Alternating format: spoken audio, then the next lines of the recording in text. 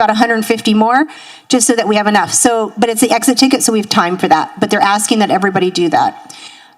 They're also asking that to not slow the flow of the presentation, to write your questions down. There will be plenty of time at the end to answer all questions. So we're not going to necessarily stop during the presentation. So write down your questions. Again, everybody knows, like we're bathroom facilities, those types of things, water, things like that. If you have questions, take care of your technology if you need to. We ask that you silence your cell phones. But we understand that you are working professionals, so if you need to handle your technology, please do so. Okay, we'll get started. So I want to introduce to you, she's asked to be called Dr. B, and Jenny Garcia-Stevens, and they are from PED and CES to do a presentation on New Mexico team.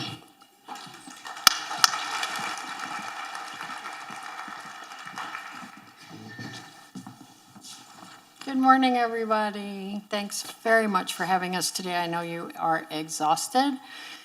And here we are at another school year, 26-27. We're going to roll up our sleeves and get to work.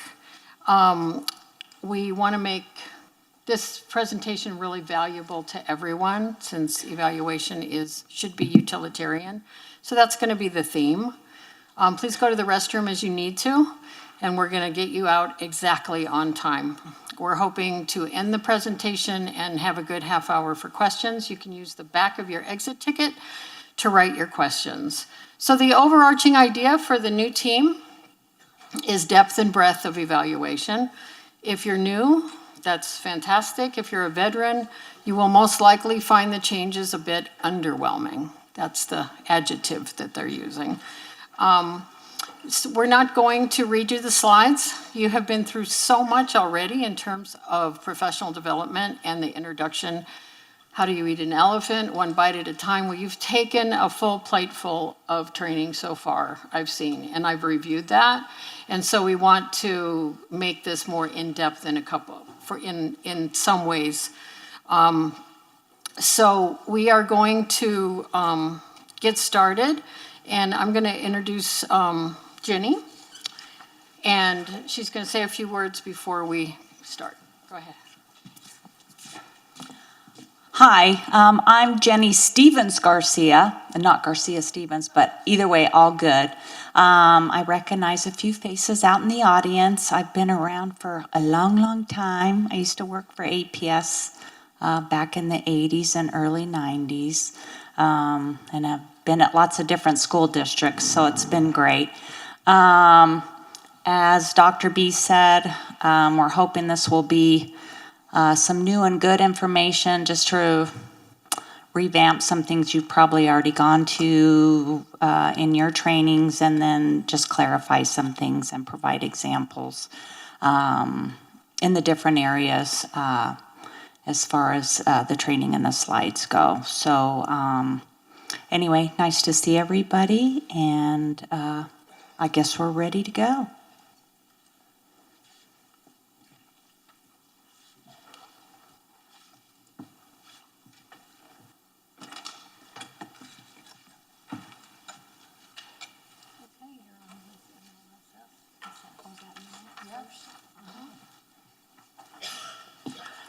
Okay, so I'm going to be talking about MLSS and SAT, major big-time components for when we're looking and assessing for eligibility. I'm going to talk from my background, but I know it'll apply to a lot of you all.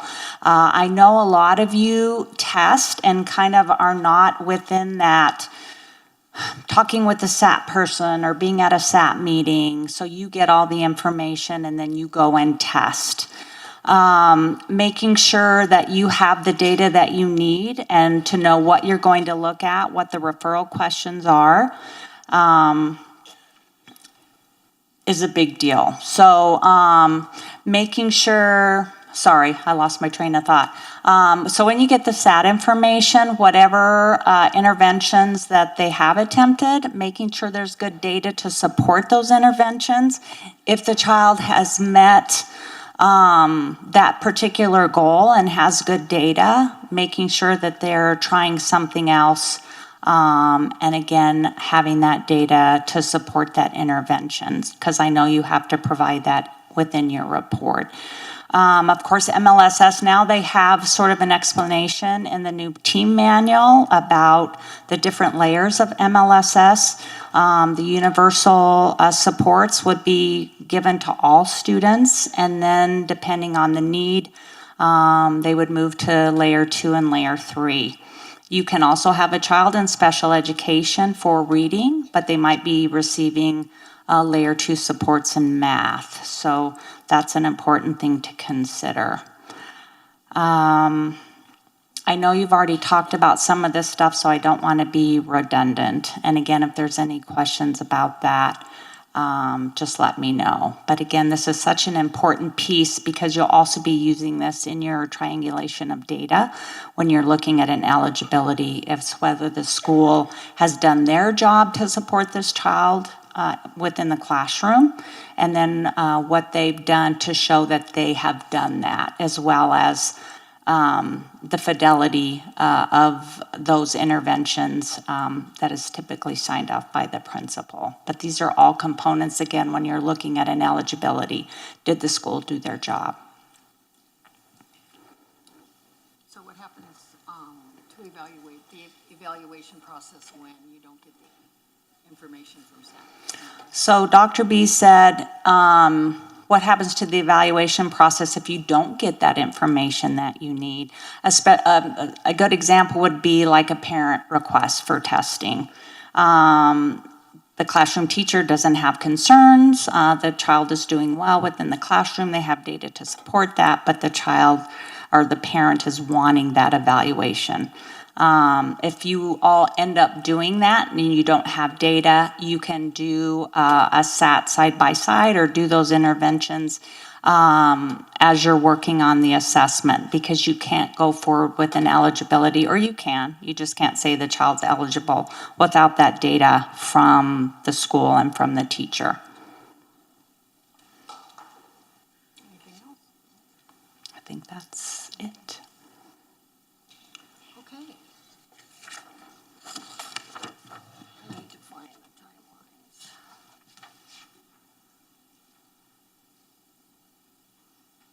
You want to go over this? It's on the screen.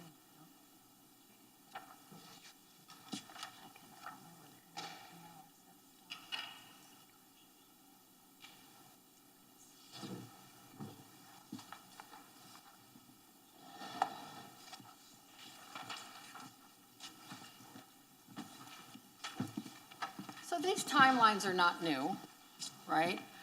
And you should have memorized them by now.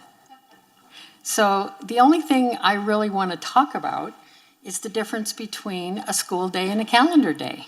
And although that seems silly, it is the most common question. Okay?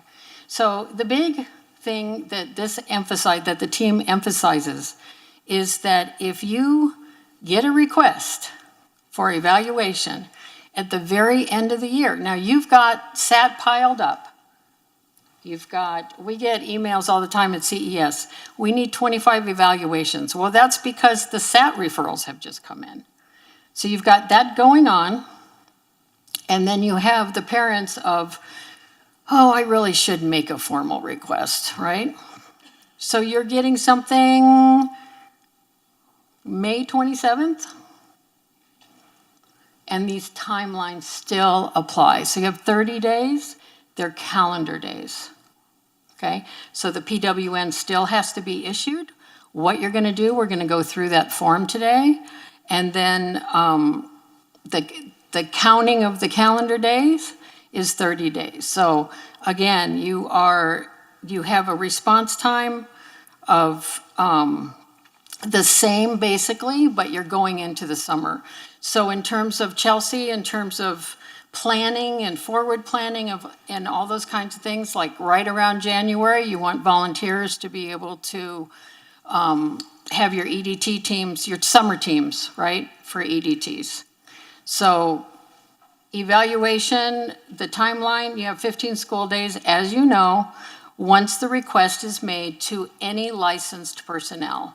And I think in your trainings already, you've gone over the fact that someone saying something to somebody in the hallway, they know the custodian, those kinds of things, just keep your ears out. I know that's hard, but it's going to be very, very important. To respond, the PWN, there's a new form in there. Take a look at the PWN and see if the items on the PWN, which we're going to go over in a second, are incorporated into Synergy. Make note of what needs to change, right? 60 calendar days, right? In terms of getting it finished, you have that written in stone everywhere, and usually that's not a problem. The completion of the evaluation report, 15 school days, and now, of course, in NEMAC, it is providing the report to the parent 2 days before the EDT.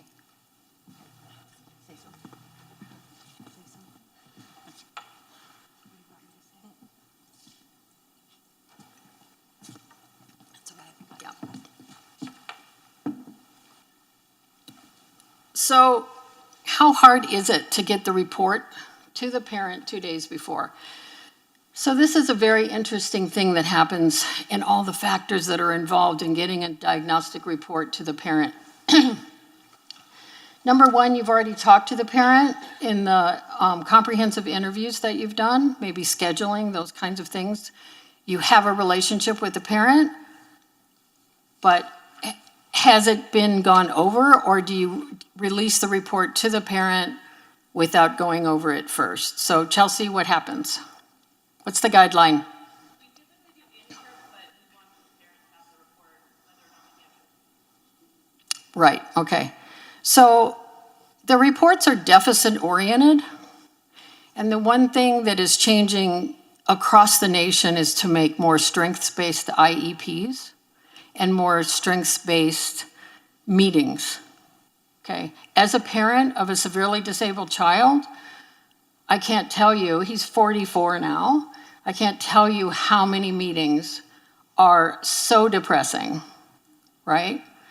And there was actually a complaint filed regarding that for a district, because it was so disconcerting to have a child with multiple disabilities where it is lots of evidentiary support that there are problems, and the diagnostician just rattled off all the things that the kids couldn't do. And this parent had 2 that she adopted. And she went to the state and said, that's gotta be fixed. And I think that those kinds of lessons that we're learning influence policy, they influence how we do things. And so we're gonna be talking today a little bit about that, but just keep in the back of your minds for now how you, when you review evaluation data, can start with the positives, the strengths. And I was sitting in a EDT the other day, IEP, and it was amazing at how this evaluator, diagnostician, not only started with the strengths, but said, you know what? This child might be good at X someday. And you should have seen the body language of the mom, of the dad, right? Totally changed the tone of the room to be able to get that child social work services that the parent was against initially. And so strengths-based conversations are so important for parents, I can't tell you. So getting the report, so let's say you can't get a hold of the parent and you are sending the report, and I've seen lots of cover pages that it's like, call me if you have any questions. Well, these reports are deficit oriented in order to qualify for service. And so it's very hard it's hard on the parent to just have that report sent, okay? I myself, the 2 days before the EDT meeting, I think there's a companion piece to this that I heard, you can correct me if I'm wrong, that we are supposed to, as school districts, get any outside evaluations before we go into a meeting. And so, fair game, right? So those are some of the things that are super important regarding timelines and, you know, talking to parents, which you guys are all pros at. There's more expertise in this room than I can count. So I have a lot of respect for you as evaluators, ancillary staff, et cetera. And I know that you always do the right thing. And seeing the glass half full is very difficult sometimes in our job. Okay, so we are now going to pull up the read. That's going to be, do you need Chelsea? Yeah, we need to minimize this and then go actually to the team manual.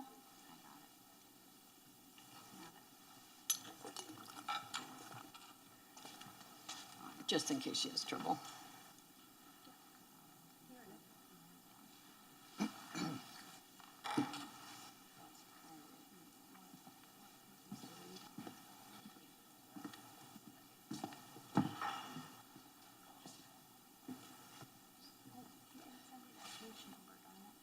$273. I think $275.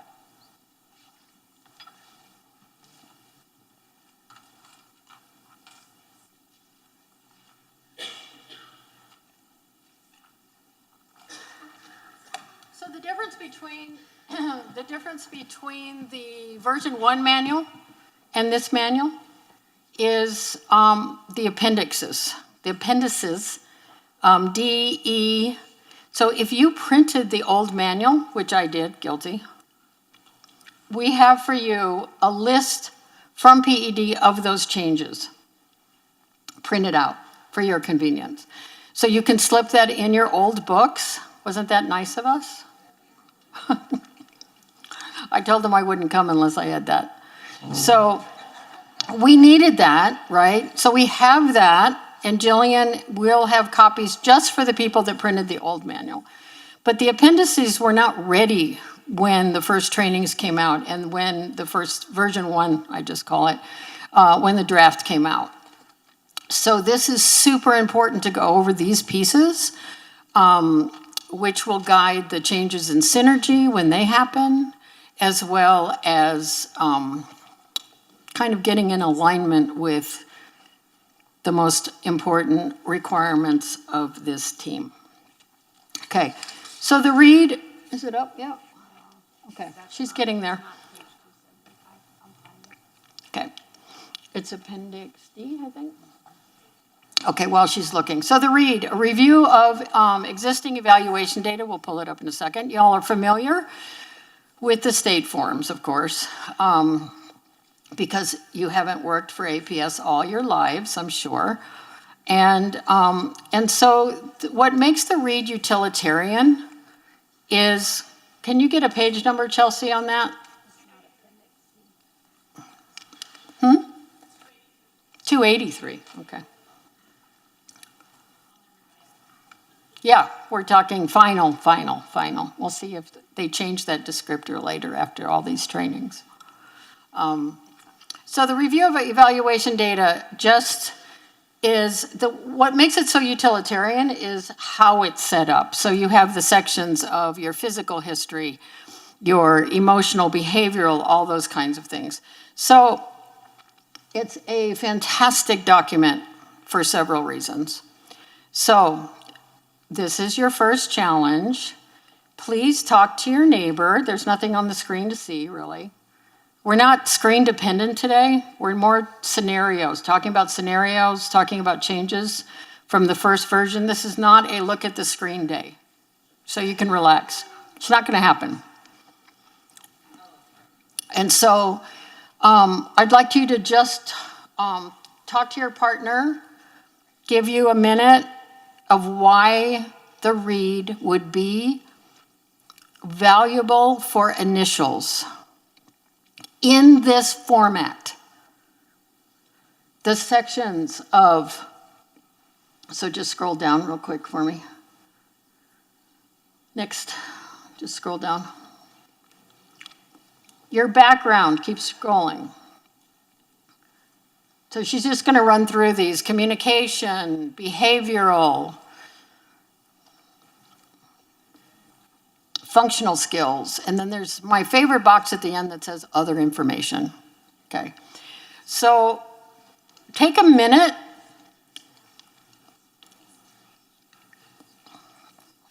I have a prize for somebody that has the insight here. What is it that would be so valuable about doing this for initials? Please tell your neighbor.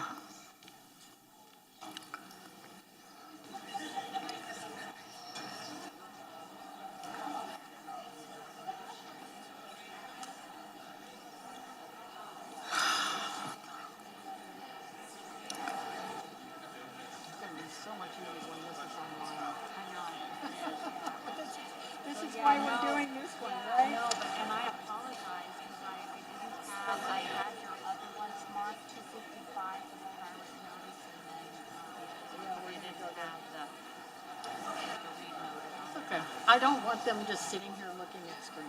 I just don't want that. I just as soon, turn off the computer, but.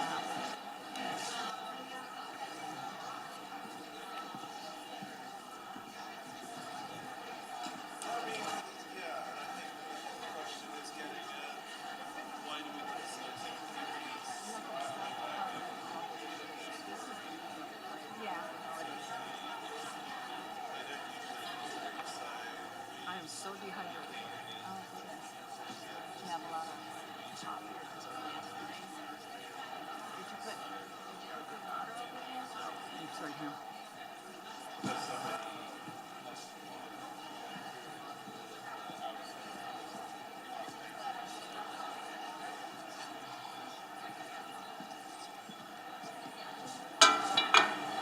Who's got the microphone?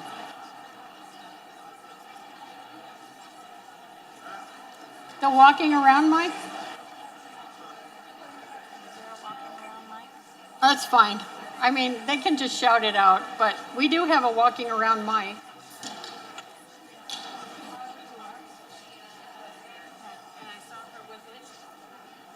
I thought I put it over there, but I guess not.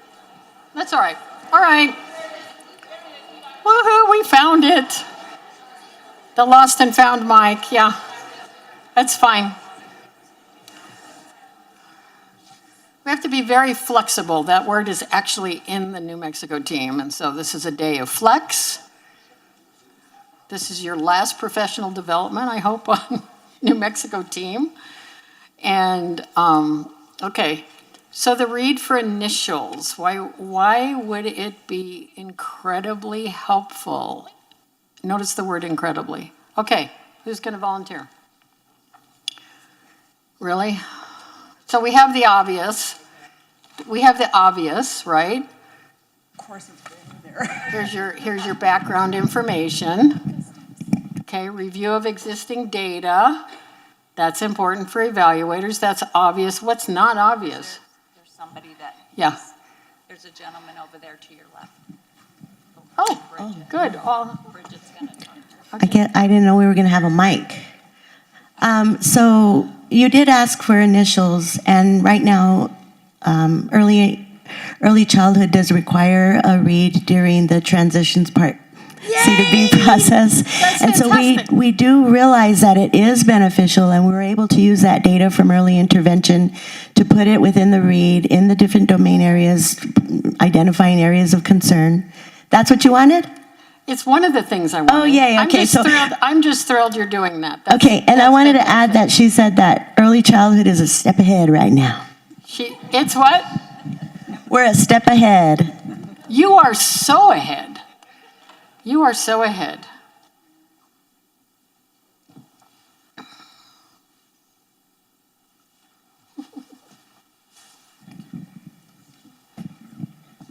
So did a little light reading over the summer for this updated New Mexico team manual. Poor thing.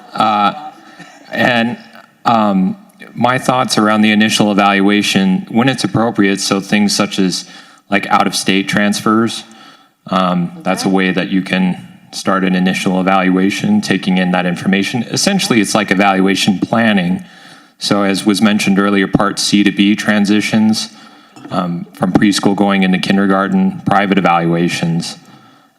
Those are the ones that I could think of. It works as a walking document, meaning that we don't have to have a formal meeting to start a read, and it can start generating ideas about how to lead out on an evaluation. I so love you. Thank you.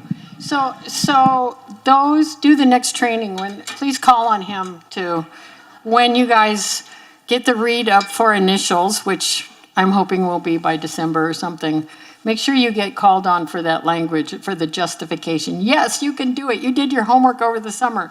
But I love the phrasing. It is evaluation planning, right? You really can't do without it, but let me tell you why. Okay. So let's just start with the first thing that he mentioned. Oh, and this is for you. It's a fidget.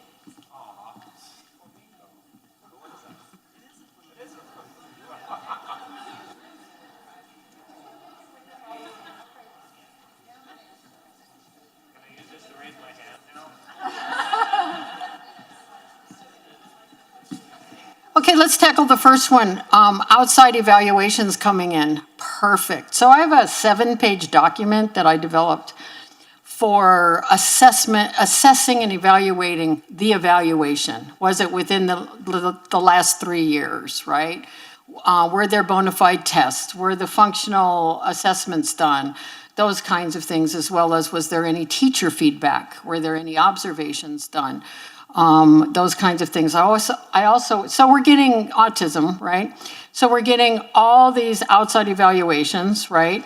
And I guess we have for a long time, but I am absolutely swamped. I work throughout the state, and I am swamped with outside evaluations, usually get one a week, right? From my previous job. I'll use past tense on that. And that was a high school, right? So the parent walks in and says, my daughter has autism.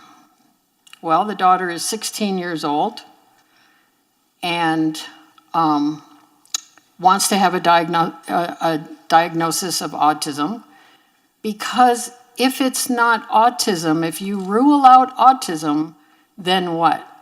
It has to be something else. If there's something going on with the child and it's not autism, then it's a keep looking, because it could be ED.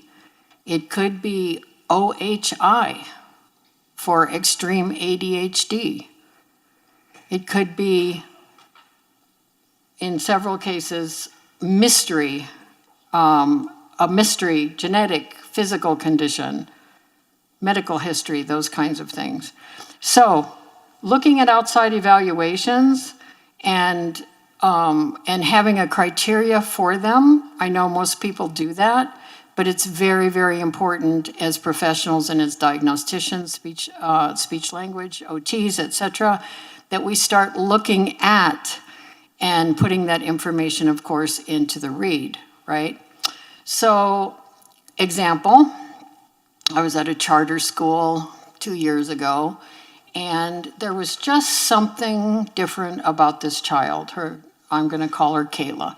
She was a second grader, and she was just different. You could just tell she was just different.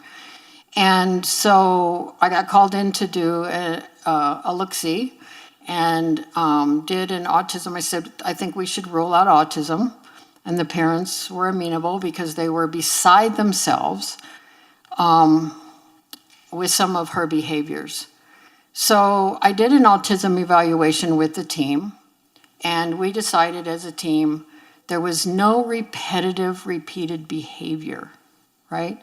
Now, somebody on the team said, she bursts into tears. That was her main symptom. She burst into tears a lot. And they tried to qualify that as a repetitive behavior. And I would not qualify this child with that as a repetitive behavior. And so things like that, where you're just trying to push everything together to make it work by a point here on the ADOS or a point there on the ADOS. When we triangulated the data and looked at everything, she just didn't qualify, but she was still bursting into tears. So we went back to the read, which we had done, and we obviously were missing something. And so we looked at, there was this one line in the APS transfer paperwork that talked about her medical history. One line out of reams and reams and reams, kid was in since early childhood, of paper. And I saw that one line, went to the parent and said, tell me more about this. Oh, no, I'm too busy. I said, would you get a release of records? And we are going to look at the medical release form is new this year, so we'll take a quick peek at that, right?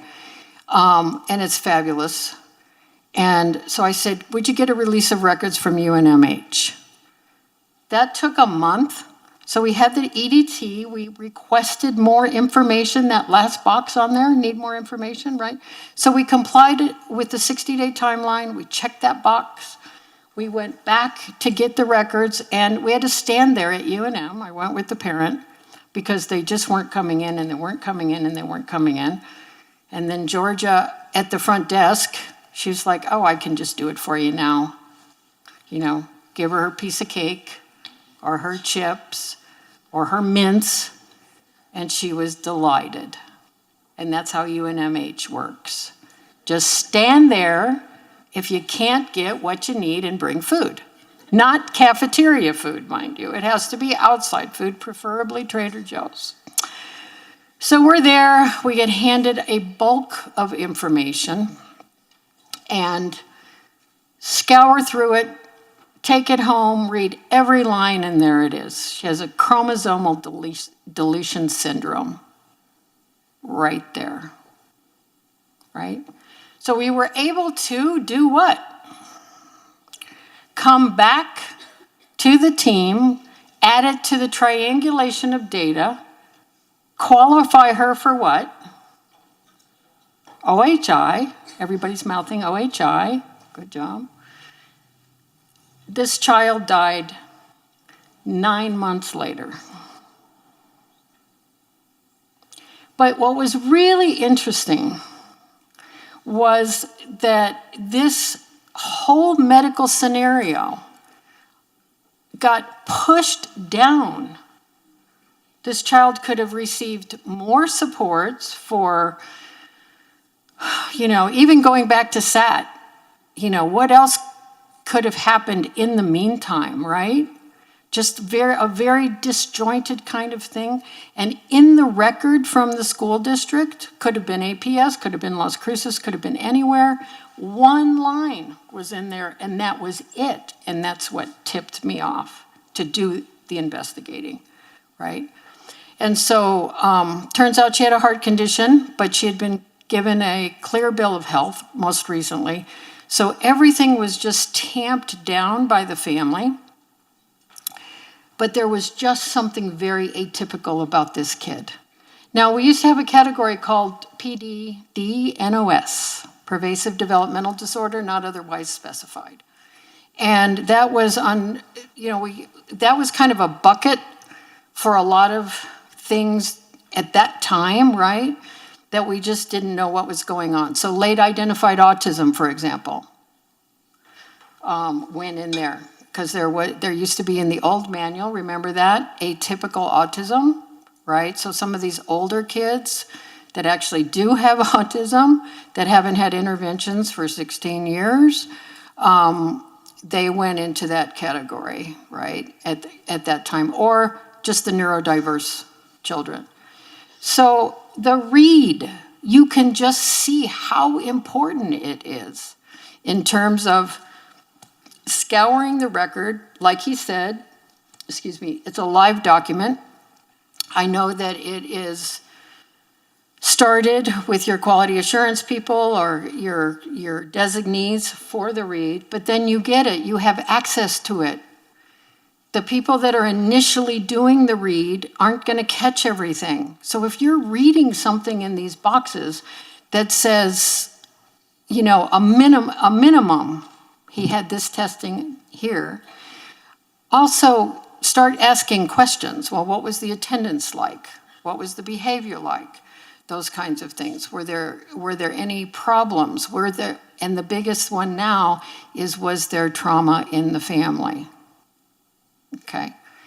So another example of this in terms of utilitarian is this child that was late identified, asked for well, she wasn't identified. She asked for the parent asked for an evaluation because she was missing school so much. And doing the read uncovered the fact that she was one of 8 children. And she had tremendous trauma in her background. And the parents were divorced, and she had become the mother to the 6 other children, and then her mother was the mother to the newest baby. So this child was skipping school because she was exhausted. That one piece of information, and everybody on the team wanted to put her under ED. And I just remember my mentor saying, be very careful if you do that, because that's a public record that follows you. Maybe she wants to go into the military one day. Maybe she wants to work for the CIA or the labs, right? And so I fought very, very hard to just keep uncovering things. And as we used the SAT team to be able to provide her supports, abbreviate her day, allow her to skip first period, this child was a different person, right? She's going to graduate later because she keeps missing first period, but that's okay. She is a different person. So the read really helped us see the difference between maladjustment and emotional disturbance, between the background information and the other information that we were missing about trauma, because trauma is not going to be in the record most of the time. Maybe now it is, okay? So the read with initials, it is a required component of the, and we'll pull up that form in just a minute. It's a required component of the new manual, the EDT forms, and it starts with the phrase, in very rare circumstances, we do not do this. So the other way that it helps in terms of diagnosticians, of course, it just makes our job tremendously easier. So if somebody starts the read and then you add to it, right, then you're doing your background interview, you're taking that information and you are adding to that, because you're going to get way, way more than just from the file review. And then remember, especially for early childhood and some of these disabilities, this report that we're doing as an initial is the report. It's the Bible. It is going with them for the next 44 years, is my son. That initial should be comprehensive, right? And thorough. Not that as a diagnostician you're not getting thorough information, but copy and paste the stuff into the read, because as that child switches schools 4 times, are people going to pull all the evaluation reports? I kind of glaze over after a while. I'd much rather go to the read and then look at the patterns of strengths and weaknesses chart at the very, very end of a report. So I can look at that as a glance. So have I made my case yet? Yes or no? Got some yeses here. Yeah? Okay. If you don't take anything else from today, make this happen. It is a requirement It is necessary. It is utilitarian. And it's going to save headaches for your fellow evaluators down the line when there is a fantastic first report on the initial that includes medical information, that includes, so one set of eyes, whoever's starting that read as an initial, one set of eyes will gather some information, but you're going to gather the rest. And then just make sure that from your background information, anything that they didn't catch, that is new information, that's valuable, paste it over into the read and make it that much more comprehensive so that in 3 years, when that child has a reevaluation, everything's there. Or a transfer, because these kids are transferring schools quite often now. Okay. Anything else on the read, Chelsea? Did I make my case? Okay. All right, that sounds good. All right, we're going to look at forms. How fun. Okay.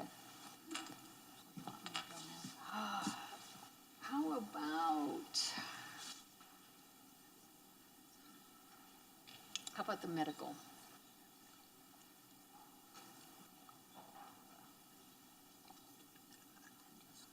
Just keep scrolling. Is it? Okay. I'm gonna find that. Chelsea, can you come up? It's okay, I got it. I just want her to look and get you some page numbers.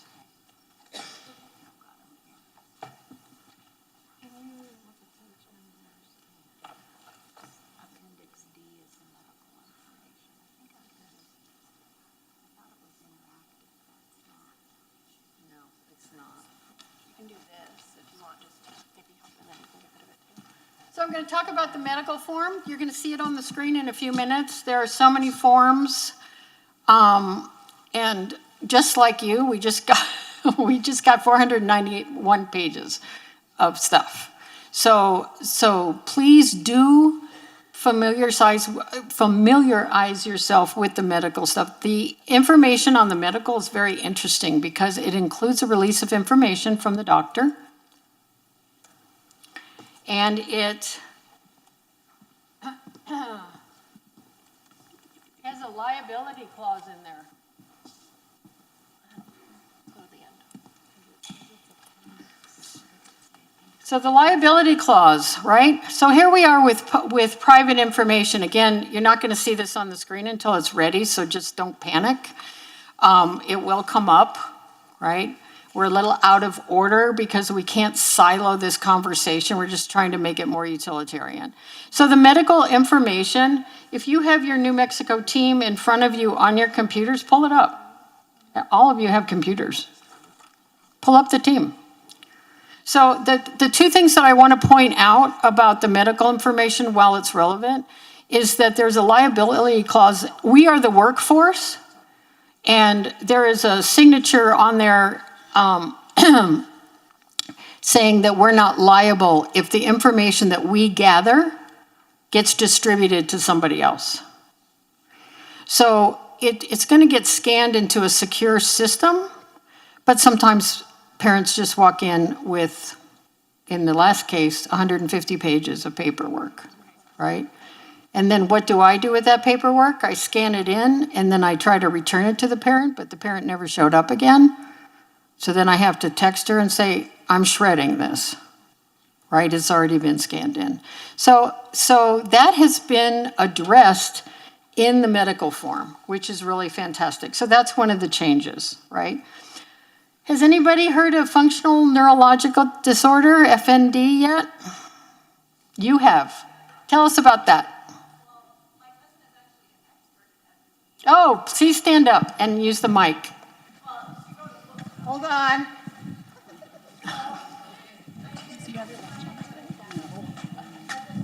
I have the ring. There it is. Just need to ask them for help. What was the question? I know. I was wondering if I get a flamingo when I'm done answering. Okay. Let's see what I have. Yeah. I'm just kidding. My cousin is actually an expert on this and wrote a book about FND. So it's like a disorder where you may have symptoms and signs at various times that may kind of come and go, and it can impact your life in various ways. Sometimes it's called, am I correct here? Help me out, psychiatric seizure disorder or something like this. It has a lot of other names, but If you're on your computers, look it up now. yeah. So it's something that like can cause a lot of absences in school, but it's something that they are not really, there's no real like, or as far as I understand from what I've read, it's hard to know what's actually causing it, but it impacts a person's life quite a bit. So they may miss a lot of school and stuff like that. Am I correct? I don't know. You tell me. That's what I read. Do I get a flamingo? I don't have a flamingo, but I have a nice little new Japanese coin purse. So everybody look up FND if you're on your computers. Good enough. So we're just skipping really quick. We're on the medical, so I'm bringing this up because we're going to talk about eligibilities. We're going to talk about them now. They haven't changed, okay? So the eligibilities have not changed, and we don't have this mentioned in there, but I can tell you, starting this year, there will be parents who walk in that say, my child has an FND, okay? And then you are going to want to review the paperwork, because the very first thing you're going to say is, could you please provide that medical documentation? Would you be willing to sign the release that is the medical release there, right? Can we get that release from the doctor? So this is all an upgrade for us. Yay. It's going to make our life much, much easier. We're all going to be doing the same thing. But FND is a real thing. Be aware of it, and it is coming. So it is a very complicated disorder. You can have the shakes, you can have tremors, they can be brought on by stress. They're non-seizure events. Okay, so it's not a seizure. And so I am expecting a lot of parents, especially of high schoolers, to come in and use this as the coverall, like autism. So wanting a diagnosis, right, is something that parents have a tendency to walk in, from my X number of years experience, walk in and say, my kid has this. So be aware of this. Can you go down for the medical form now? And let's just review this real quick. So if you can, no, so here's the authorization. Which is really wonderful. Note to licensed personnel. Keep going.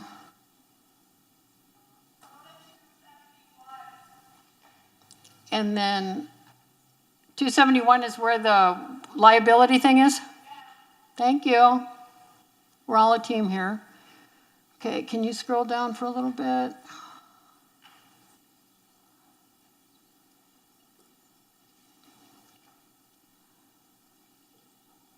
So it says, stop there. My health information may potentially be redisclosed by the recipient, okay? So note that. And then does it go on farther about the workforce? I don't know if it's on down farther or not. There's a blank. Was it up there? Okay. Okay, it's very hard for me to do the exorcist thing with my neck and look up there and then look back here. So I'm counting on you to be adults and just follow along the best you can. Please review this. This is super important. I'm not sure how APS is going to take care of this. And how do you get identified when your medical information gets received? So Chelsea, how does that happen? So you've put in the request. Who puts in the request for medical?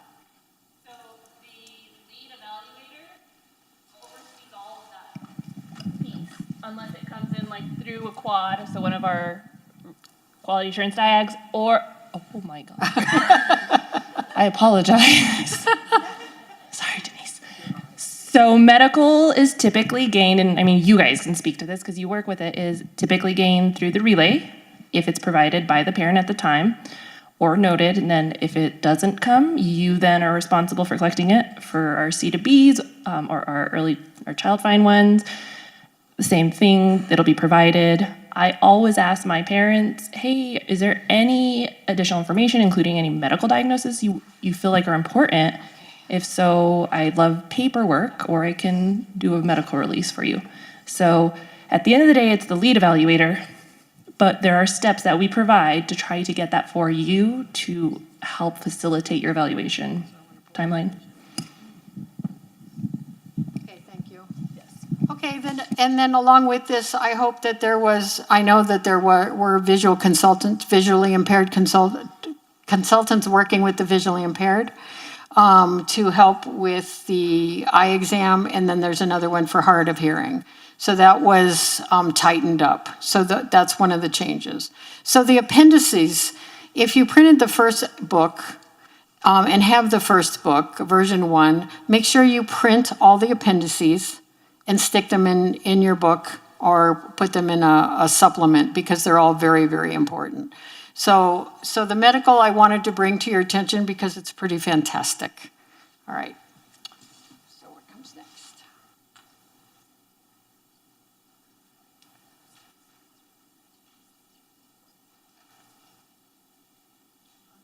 Okay, I want to do the PWN. So that should be 275 maybe?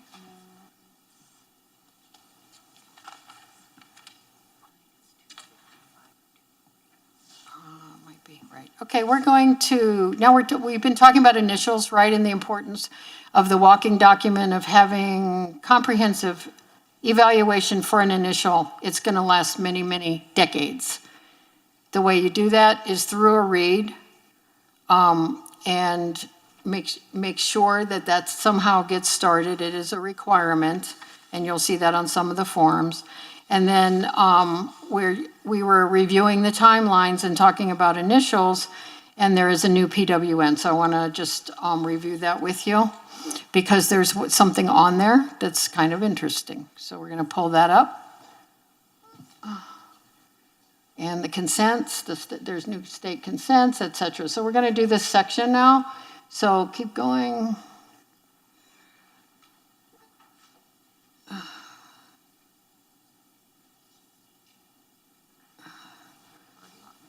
Yeah, I want you to go to.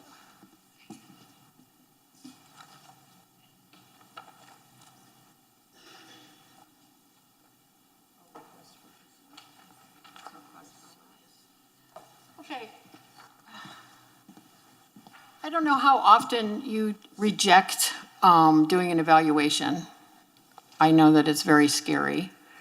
But this PWN form, if you review it, kind of get your confidence up to be able to say, you know, we really need more data. So you have this outside evaluation coming in, child has autism, but in the review of it, we're seeing that we need functional data, adaptive behavior, those kinds of things. So getting more information should not be a scary thing, right? So please review the components of the PWN, compare that to Synergy. I wish I had this whole side-by-side done, but we just couldn't do that. That's y'all's job. And so I think that it's really important to go ahead and review that, at least with some of your people, and make sure that there's nothing missing. And I know that you have a long list of synergy items, probably. Okay, so going on to the consent. So with the PWN, you've decided to test, and I believe your consent is done through the SAT. Is that correct? The last day of the SAT where you're recommending testing? Yes? Yes. Okay, thank you. Okay, so just notice on the bottom of this page, right here. Okay, it's the last bullet. Really important, really important. Okay.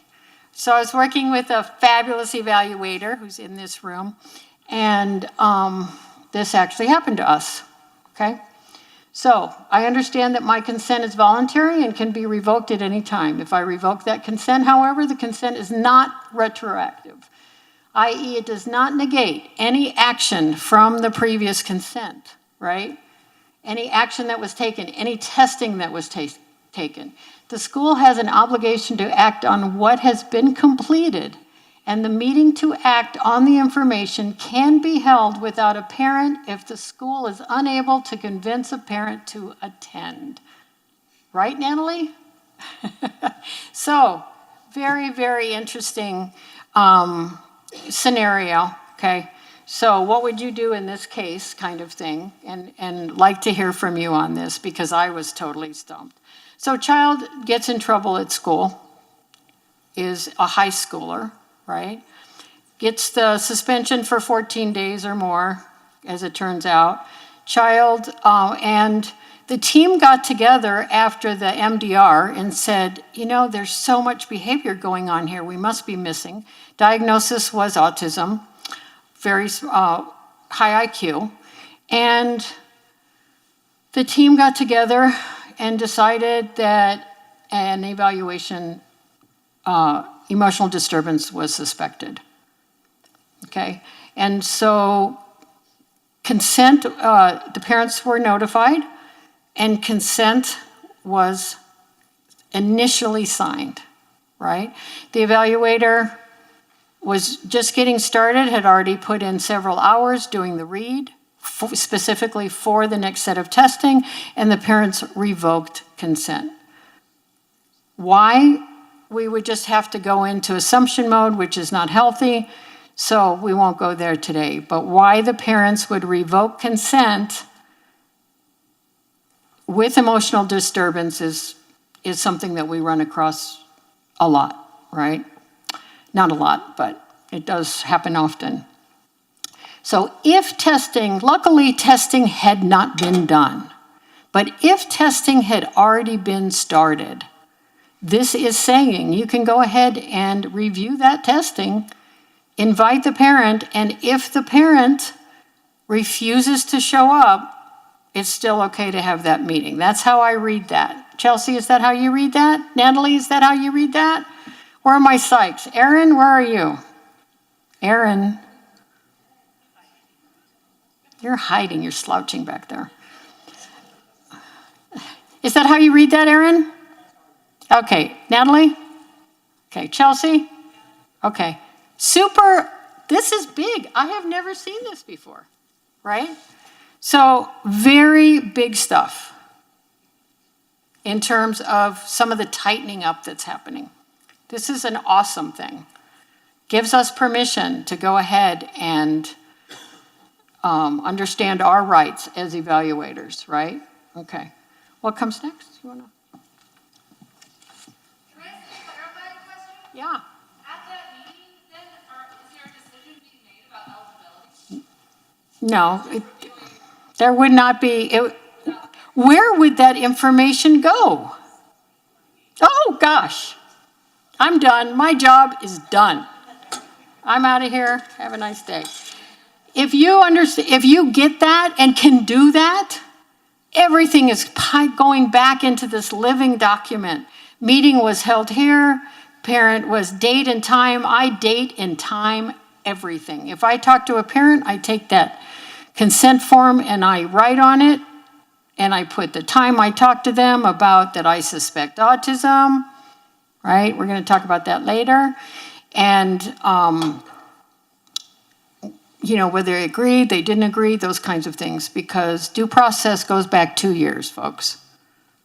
Prove everything, right? That's our mantra, got to prove everything. So, okay, what next?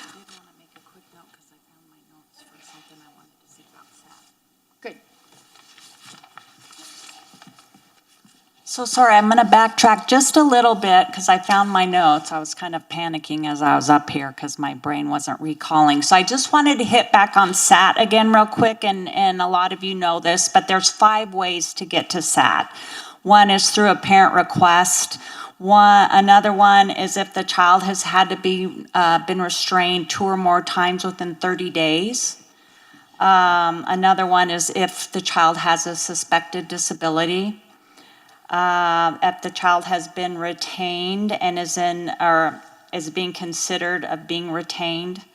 And then, again, if a child's been exited from special education services, you know, that they always say they'll go back to SAT, they go back to the layers for MLSS. So those are the 5 ways that a SAT can occur. So I wanted to mention that because I couldn't find my notes from before. So we're going to talk about triangulation of data now, which is a big topic. And what? You just shut the screen off. Okay. That's you. So that's your triangle page.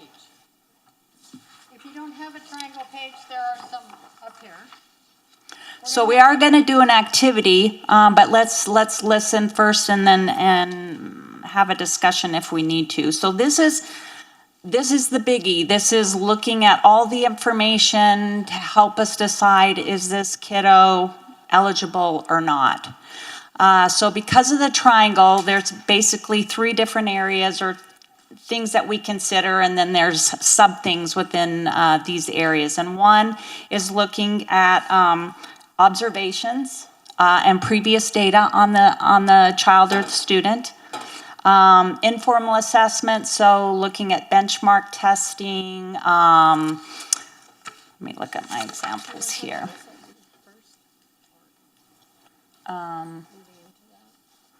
I might do that after. So looking at benchmark testing, making sure too, like a lot of people will look at the overall score, and I'm talking more about like iStation and some of that, where you'll just look at overall reading versus looking at the different subtests, because sometimes our overall reading looks good because our comprehension was high, but their other areas were low. So making sure and looking at all that. Also, teacher notes or even the teacher style. Is this kid in a classroom where the teacher has a teaching style that works for the student? I had gone into a classroom and the teacher said, "Oh, I have no problems with this kiddo. Everything's fine." But I went back to do an observation later, and it was a total havoc. The classroom was so disorganized, the teacher was yelling and screaming, and it was really impacting this kiddo. So there's lots to think about with informal data. And then, of course, lastly, we look at our formal data, all our testing from the diagnostician, the SLP, the OT-PT, if they've done testing as well. And so again, getting information from every aspect of the child, the diagnostician, the SLP, the parent, the teacher, everybody involved with the kiddo. Looking at consistencies of the data that you've gathered. And it's always great when all this information aligns and looks good, but then there might be 1 or 2 areas of inconsistency and you're like, okay, wait, how am I gonna address this? You may need to go back into the classroom and do an observation on your own. You may need to sit and talk to the teacher a little bit more about the child. Talk to the parent. Again, looking back, if a read was completed and that medical statement that said, oh my gosh, this kiddo has something going on. What do we need to do to look at that? Also, you might need to go back and give another test because there were a couple of tests and they weren't consistent with each other. How can I go back and gather more data to support that? So I want you to, just briefly, and if you want to work with a neighbor, with your points on the triangle, again, looking at observations, extant information, again, information that's existing already that you know about this kiddo, informal data, and then formal data, and just write a few things that either maybe I haven't mentioned or things that you can think of that might support those areas. Did I make that clear? Okay. So let's go through she's going to use her computer and pull up the EDT form for SLP. Okay. And then you can give specific. Because this will be, yes, supporting your SLD eligibility, or not just SLD, every eligibility, looking at triangulation of data.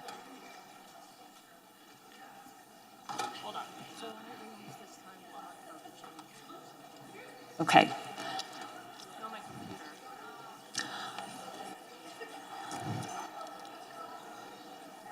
So I will say too, as far as the eligibilities go, the worksheets now have changed. They're looking at two-prong data. Okay. Okay. Oh, okay. I could log back in if I need to. So they're looking at prongs now for eligibility, and there are those two. Does the child have a disability? And does the child require specially designed instruction, or do they need special education? So if a child may absolutely have a disability, but do they require special education? I've had kiddos that they may have be on the autism spectrum, they may have ADHD, but they're managing just fine within the classroom. They don't need any modifications or accommodations. And so this child doesn't need special education. They're managing just fine. So those are considerations to think about.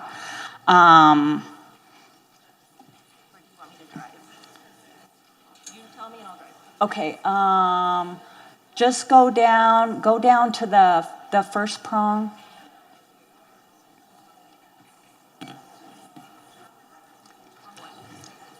Oh, for specific learning disability, is that the? Yes. So the form for all of the disabilities are now very comprehensive, and the specific learning disability has always been one that's very cumbersome, but now it's very cumbersome. And so they're really breaking the areas down in order to create good documentation of why you've come to these decisions. So when looking at prong one, does the child have a disability? Using your triangulation of data, especially looking at your informal data, what have they done in SAT? What kind of interventions have they used? What kind of progress monitoring has resulted from the interventions? Is it good data? Did they address the referral question? Are they looking at the area of where the child is struggling? Along with the testing that the diagnostician has completed, the SLP, OT, and then any kind of outside medical documentation, as well as the observations and those kinds of things. So you need to use all this information when you're sitting down with your team to talk about, does this child have a disability or not? If the answer is no, then you don't go on to complete the form. I know, at least in Power School, before, even though you put no, you still had to go through and complete the rest of the form. Yeah.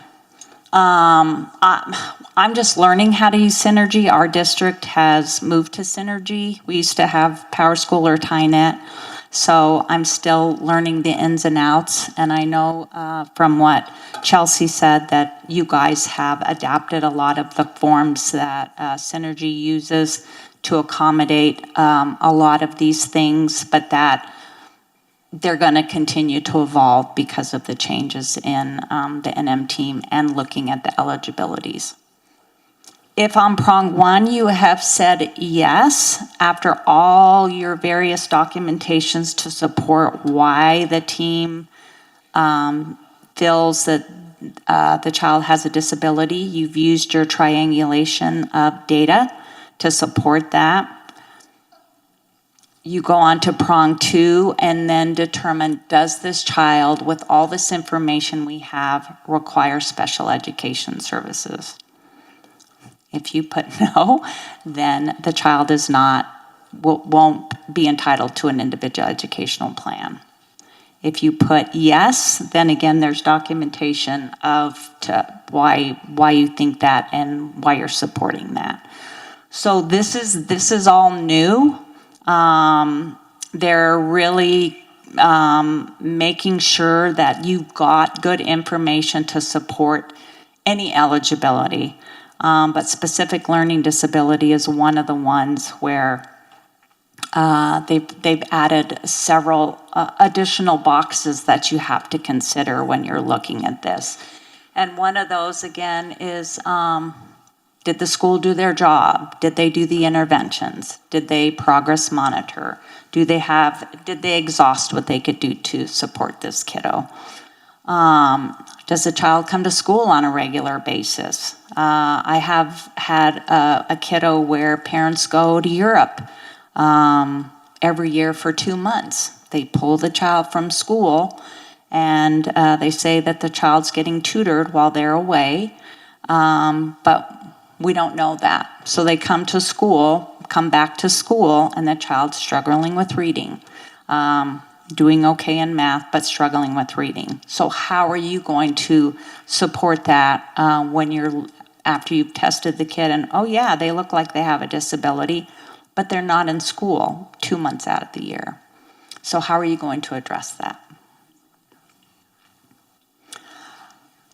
They also can't participate in the intervention process if they're not in school. And so you also have to think about that and look at how consistently they're getting that intervention and how the progress monitoring is supporting that. Does the child have an FBA? Do they have a BIP? You need to consider those things. So that's just not with the learning disability. Of course, it's with the other disabilities as well, but there's multiple things now to consider. When you're looking at whether they require specially designed instruction, there's still those 3 questions. Number 1, do they require it to participate in general education activities and developmentally appropriate activities? The second one is, do they require those supports during extracurricular and non-academic activities? And then lastly, do they require those supports to participate with kiddos with and without disabilities? You only have to check one of those boxes. You don't have to identify all 3. And typically it is the first one.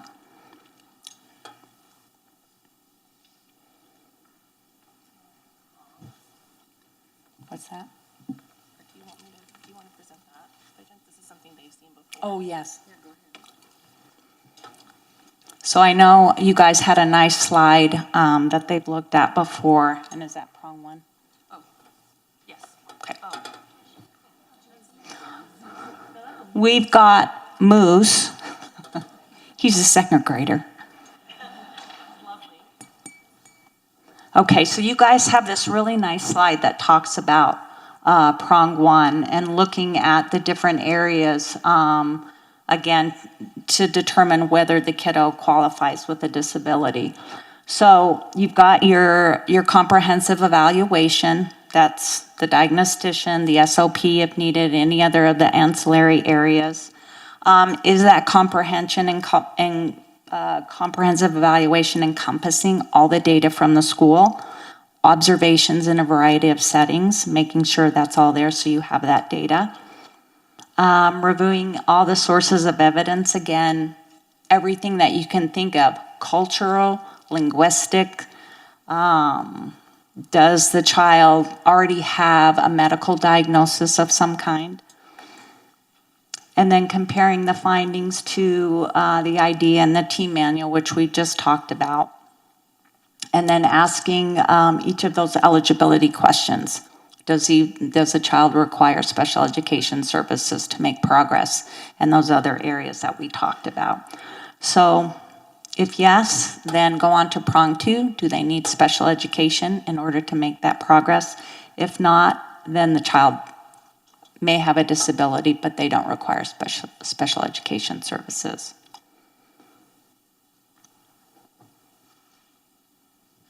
Anything else I should add on that?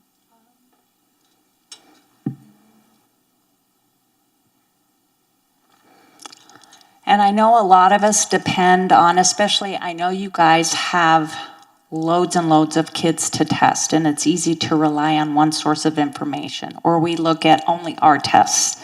Making sure that you're not just relying on your information, that you have a bucket of information that you can use to support this kiddo and to determine if there's a disability.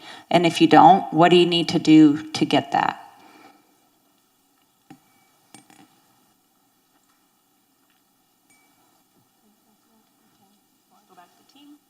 Yeah.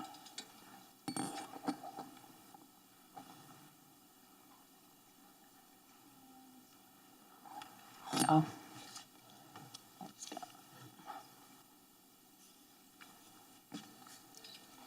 So remember, this just isn't for SLD, and I can't just stress that. That's for every eligibility. And there, of course, SLD is one of the biggest ones that we address. But this also goes for autism, speech language impairment, other health impairment, multiple disabilities. Again, for multiple disabilities, you have to identify those eligibilities and then fill out those other EDT forms that go with the other eligibilities you're considering. So, and again, multiple disabilities is only used if you can't determine which eligibility is most impacting the child. So they might have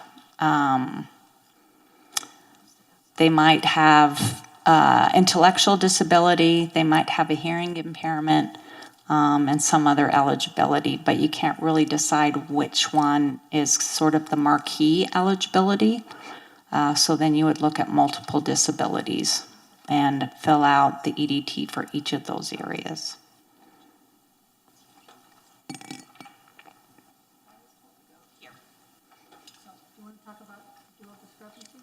Yeah.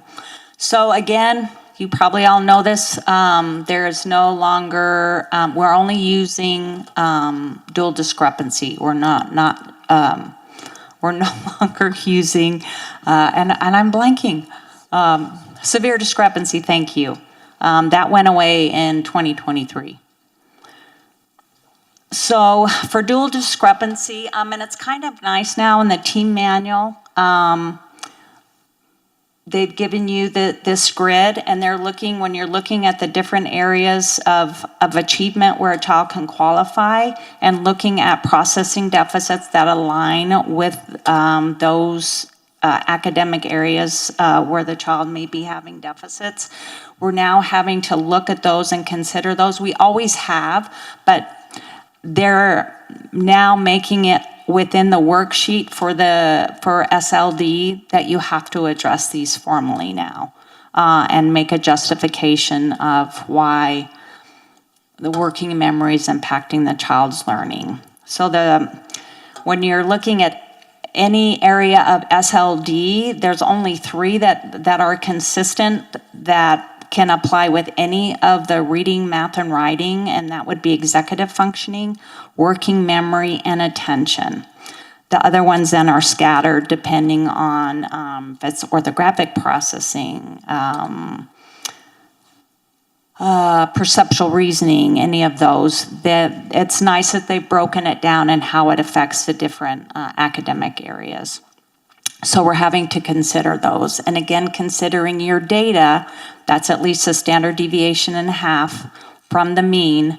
So not only your formal testing, but also any of those benchmark testings that they use in the classroom, making that comparison.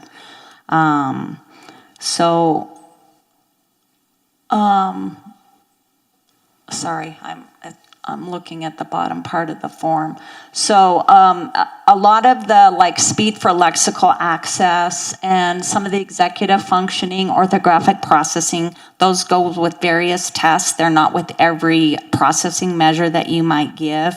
But if you're looking for, well, why is this kiddo responding differently in this area than that area, then you might go back and give some additional process testing to look at that. I know with the phonological processing, sometimes I've had kids that have severe reading deficits, but their phonological processing is awesome. You want to look at, has this kid had a lot of intervention and supports in this area, and is that why they're doing well with phonological processing? So things to consider. I like the DOS. I'll give some of the processing on the DOS, but sometimes it doesn't align with what I'm thinking, so I might go back to the Woodcock-Johnson and give something similar and see how they perform there. And then remembering too, when you're looking at characteristics of dyslexia, the additional assessments that need to be given when you're considering characteristics for that. So it's not just achievement and a CTOP. You have to give additional testing in reading fluency. You need to look at the kiddo's comprehension beyond the Woodcock-Johnson to see if those things are aligning with each other.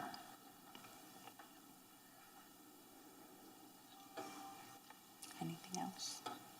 Whatever you want, I'll follow you. Scroll down and let me see what the next slide is there.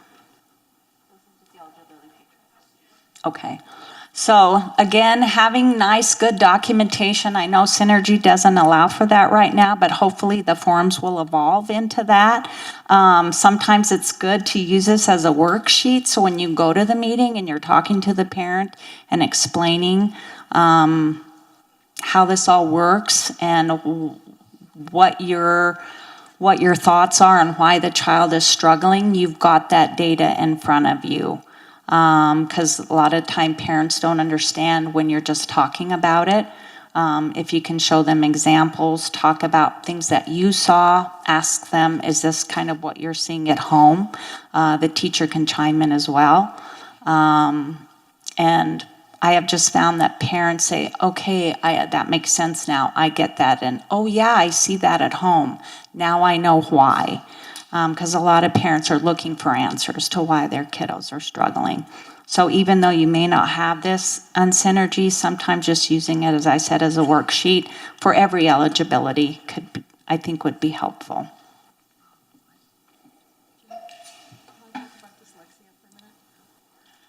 And I talked about it a little bit. So again, going back to characteristics of dyslexia, we did talk about using the various tests. I know from what Chelsea said on Synergy, they've created some information. So you've talked about, yes, the child is demonstrating characteristics based on the dyslexia rubric that the state has created, and writing out those various areas of justification of why they're meeting those characteristics. And again, reminding the parent that we don't diagnose dyslexia. We're only indicating that because of the data that we have, they appear to demonstrate those characteristics. Somebody has a question. Yes.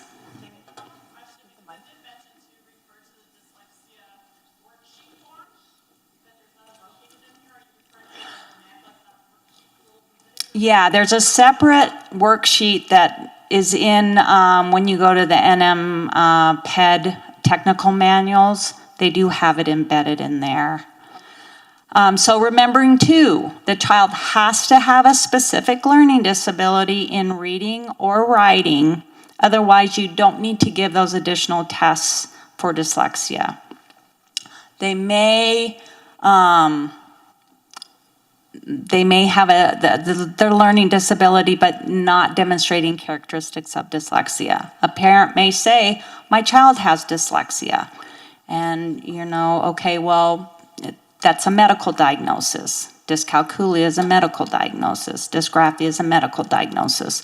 We don't diagnose that. It's not part of IDEA.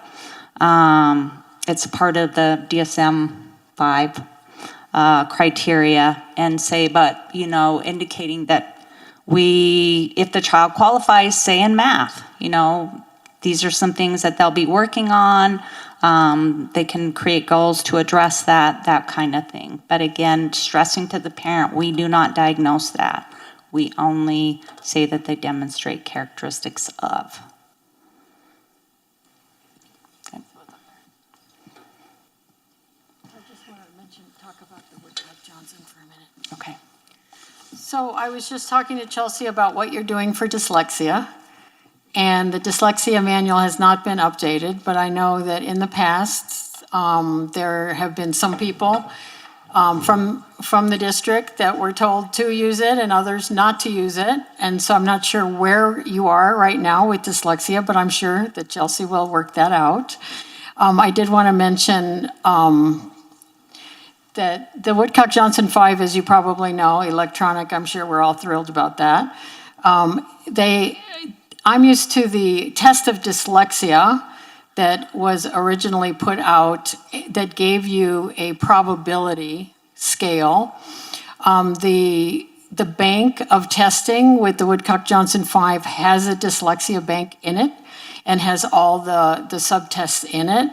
I found it very user-friendly and would recommend that you definitely try that.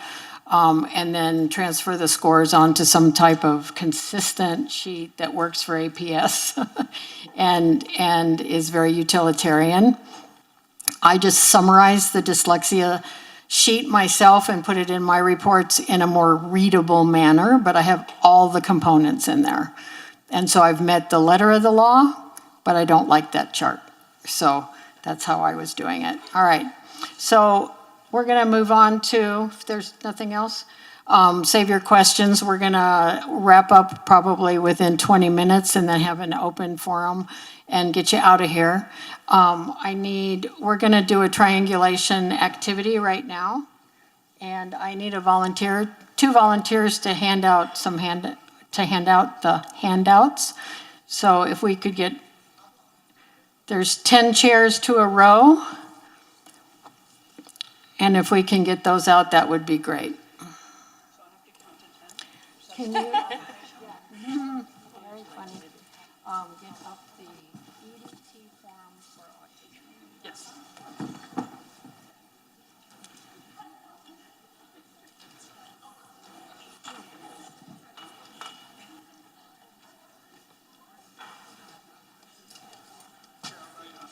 I'm just going to where we are. Do the triangulation activity, and then finish with professional standards. And then just open.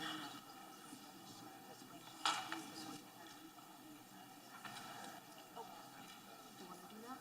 When I'm done? I think I need the video. And have it ready to be pulled up on the screen. Can you do that?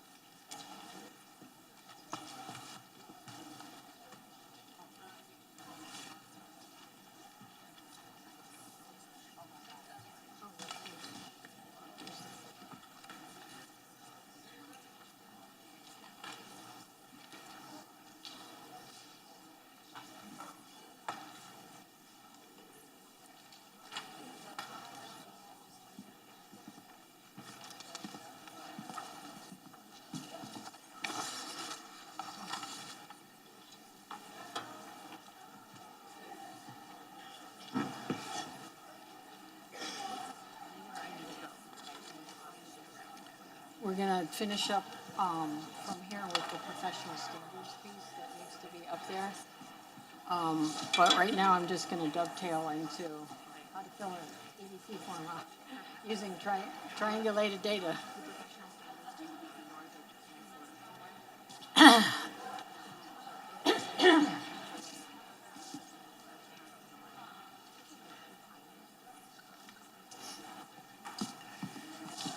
Okay. Patterns of strengths and weaknesses is what we're looking at specifically to SLD a lot of the time. but overall to comprehensive evaluation. What are the child's strengths? We talked about that at the beginning.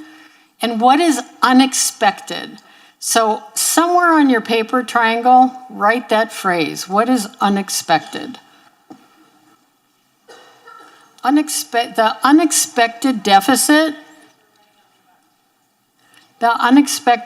deficit is what we're looking for, the processing deficit, right? In SLD. So I'm going to give you an example of triangulate a pattern of strengths and weaknesses chart, and I'm going to use autism, my area, as an example. Okay. So this is the chart that I put in the back of my reports, and I take the information from the data that is in my report. This is not something I'm suggesting that you do. I'm just sharing colleague to colleague. Because patterns of strengths and weaknesses, again, creating an atmosphere when we are reviewing evaluation data with the parent or with the EDT team. Starting with strengths, this makes it easy. Very, very easy, whether you're an OT or a PT or an SLP or another professional that is talking to parents about results and next steps, right? So Pilar, age 10, right? So I've divided this up into categories, and these categories are self-explanatory. I've just given examples of things that I learned from collecting data and the data that was collected from the team as well, right? And so the dates and the times aren't in there because it's not a PWN or anything like that in terms of justification, but this information prompts the EDT team to be able to fill in the components of especially impact, which is what? Prong 1 or prong 2? Oh, we got some people saying 2. Right.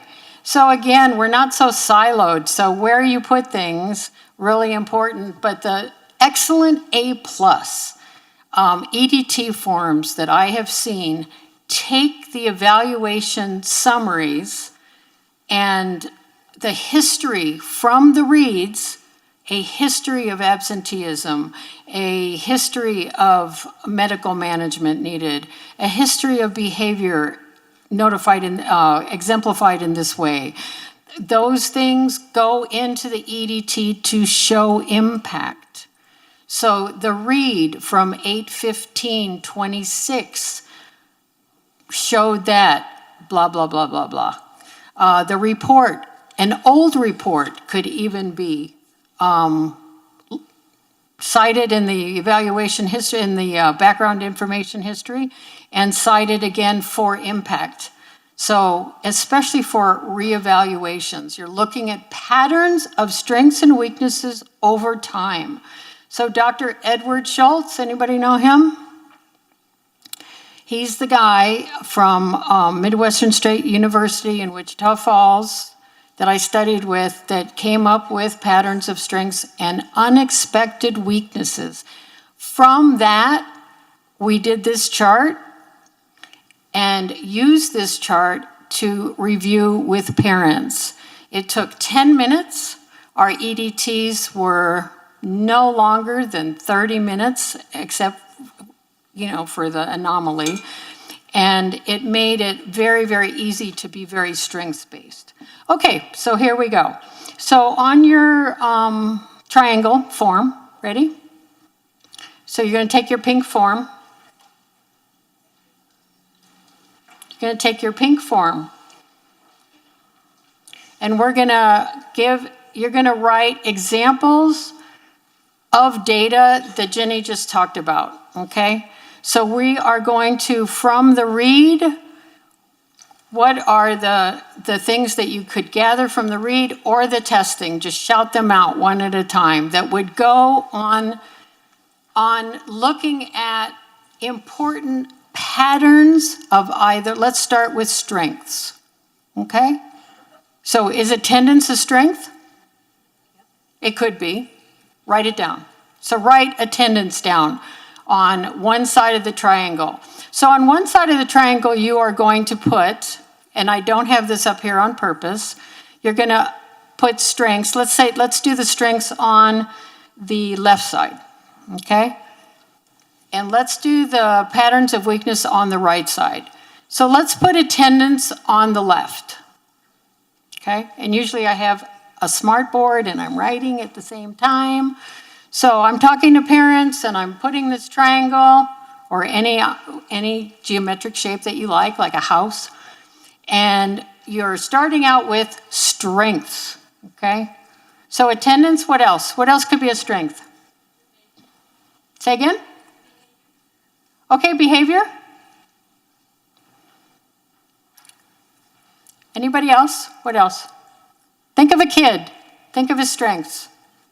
Think of your own kid. Think of his strengths. Social? Okay, good social interaction. Okay? She said creative. Okay, how about grades? Grades could be a strength. Complete their work on time. Okay, work completion, task completion could be a strength. What else? What skills could be a strength? Okay, oh, very good. Whoever said that, thank you. Verbal skills. Okay. How about physical acuity? How about fine motor? So we're looking at what else? What else can you talk to parents about that are patterns of strengths that you can lead with? There you go. Ability to work with peers. What else? Okay, vocabulary, attention to task, any of those things. So as you're going into your review, whether it doesn't matter what your role is, as you're going into your review, at least draw this little plus minus on a sheet of paper, right? Or use the triangle, use the whiteboard. Before you go in, with a note to yourself to lead with the strengths. Very, very, very important, right? I noticed that he can do this. The testing shows that he can do this. The data shows that he can do this. All those things, guess what? They're going to transfer in alignment to the IEP what page? Profile page, okay? And elsewhere, right? Okay? So strengths. Okay, on the other side is is going to be your unexpected weaknesses, okay? So you can put in just the word academic. So maybe he has a weakness in math calculation and math problem solving, but he's a good reader, right? He's got a good vocabulary.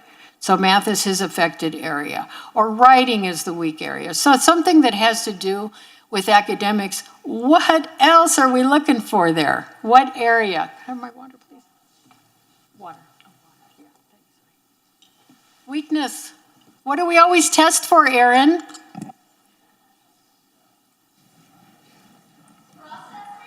Thank you, you win. Yes, processing.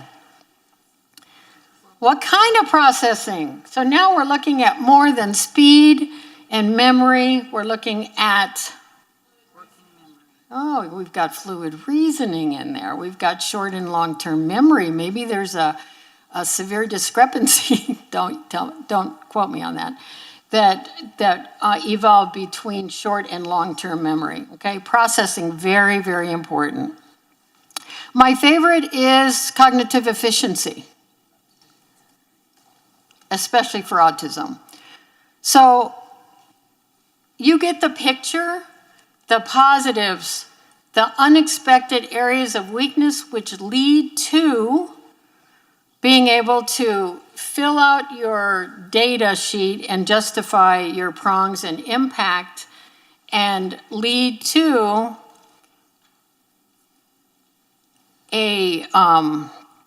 the pinnacle of this supports, we have enough areas of weakness and a pattern of weakness that the top of the pinnacle is we have enough data an impact to show that he meets criteria for X, right?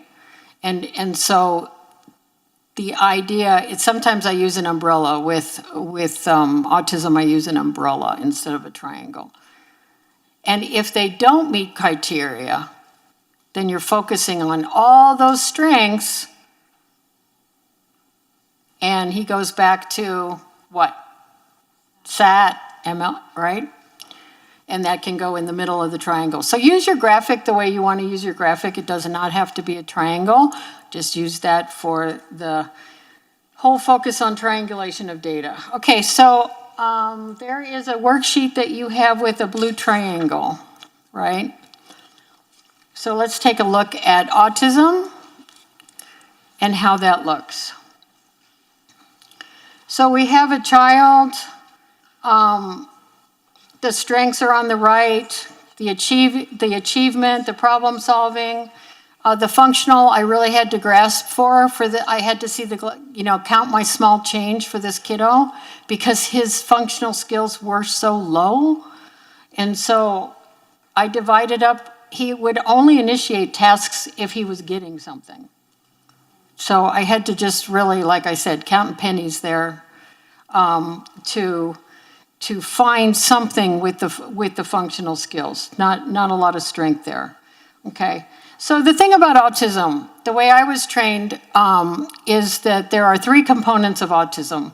One is that the characteristics have to be present during the early developmental period. I'm going to let that soak in.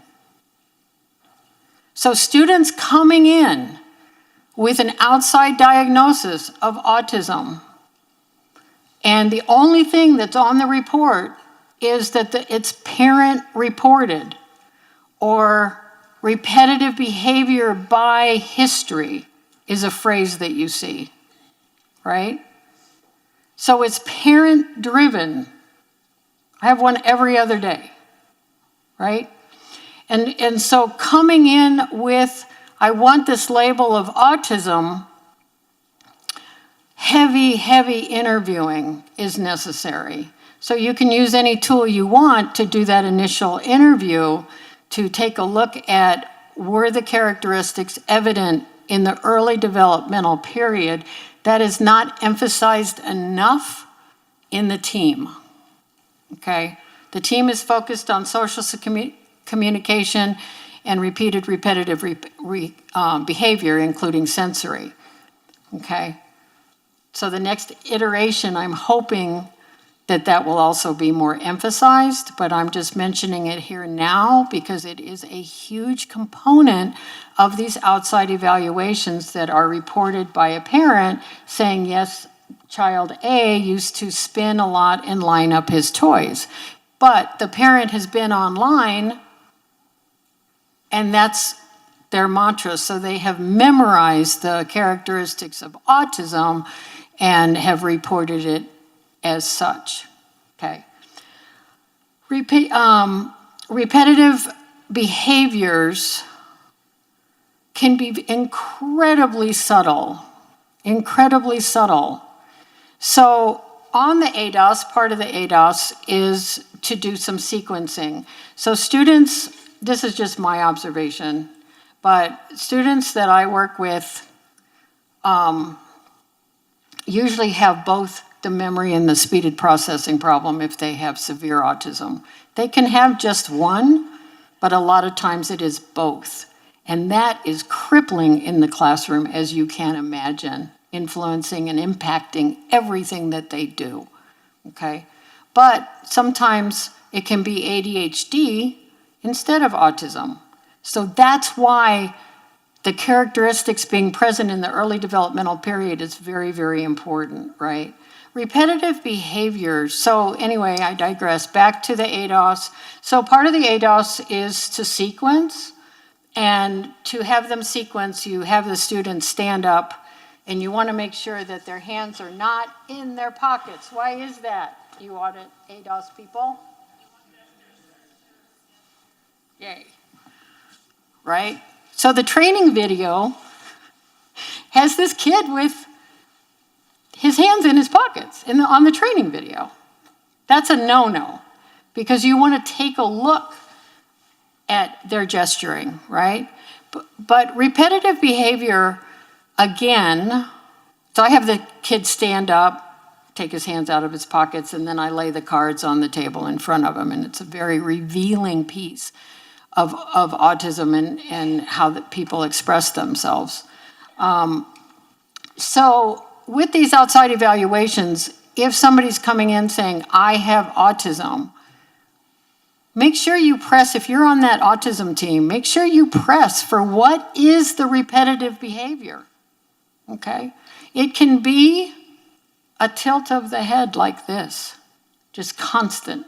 I've seen so many of these kids. So then you have FNB, the functional behavior disorder, D disorder, right? Where they have the twitching. You have Tourette's syndrome, which I'm personally familiar with, right? My son has it.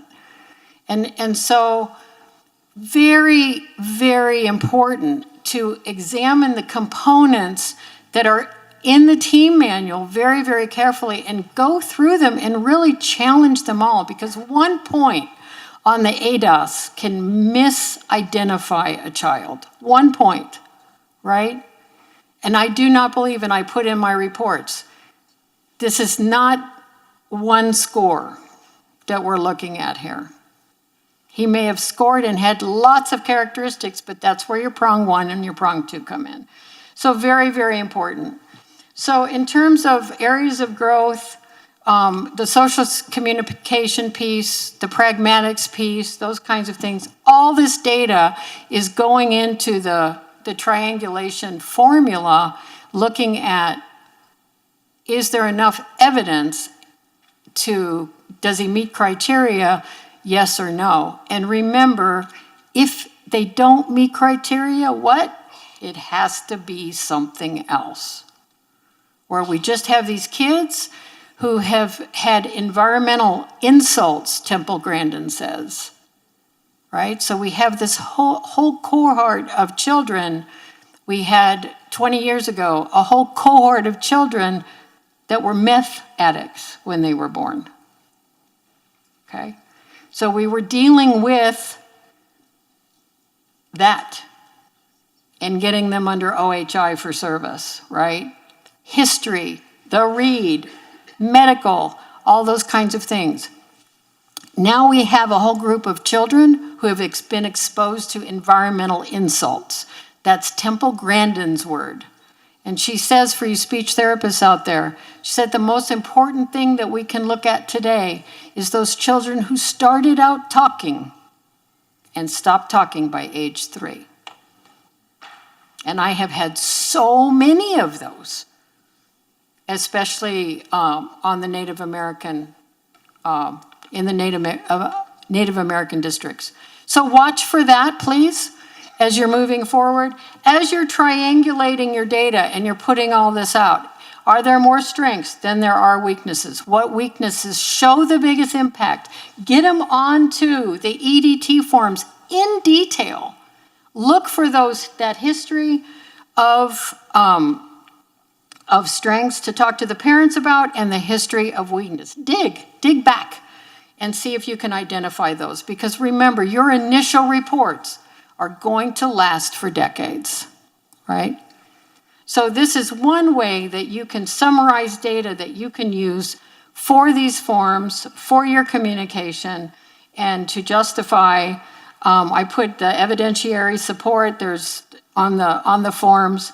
I always put the dates of my testing, always, every single time, over and over and over again, so that we can differentiate between prior testing and current testing, because this stuff follows these kids forever. So those are some of the ways that we can triangulate data for each of the eligibilities. For OHI, you do not need a medical, you do not need a medical diagnosis, you do not need a medical diagnosis for ADHD. And remember that we have now forms for medical release forms. So as you're digging, please use them, because those forms give you that release of liability should that information get released. That's super, super important. I think that's it. The main team manual, Jenny's going to just finish up with some things here. The main thing is, here we are in 26, 27. The kids are still in the forefront of our hearts. Every single one of you, I don't know if you're depressed going in, if you're exhausted going in, but you're incredibly important human beings. And your interaction with kids, you're at the top of your game. Your skill level is off the charts, and we totally need you in the field. Okay.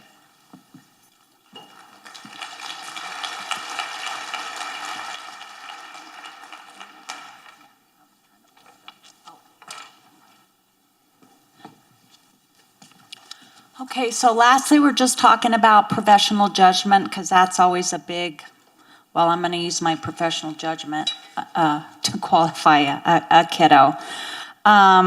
So I'm going to go ahead and just read the 6 strategies that's defined in the New Mexico team when you're considering professional judgment.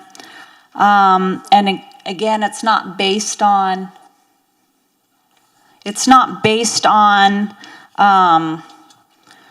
because you weren't able to finish a test. It's not based on a feeling. You still have to have the data and the information to support that.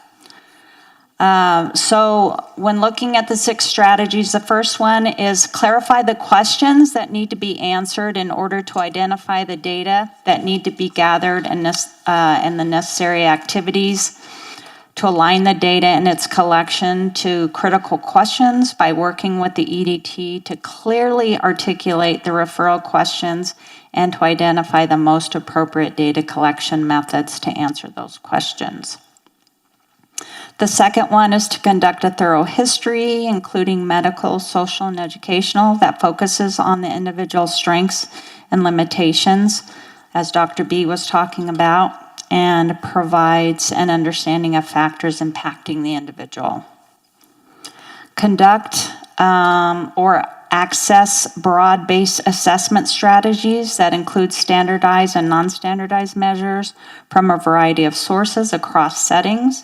Recognize that there are rare situations where standardized assessments aren't valid due to a lack of opportunity or functional limitations and a lack of appropriately normed tests. And I know in our district in Bernalillo, we see a lot of that with Native Americans. We have kiddos that are primary KERA speakers, but there aren't tests that assess KERA's cognition or academic skills.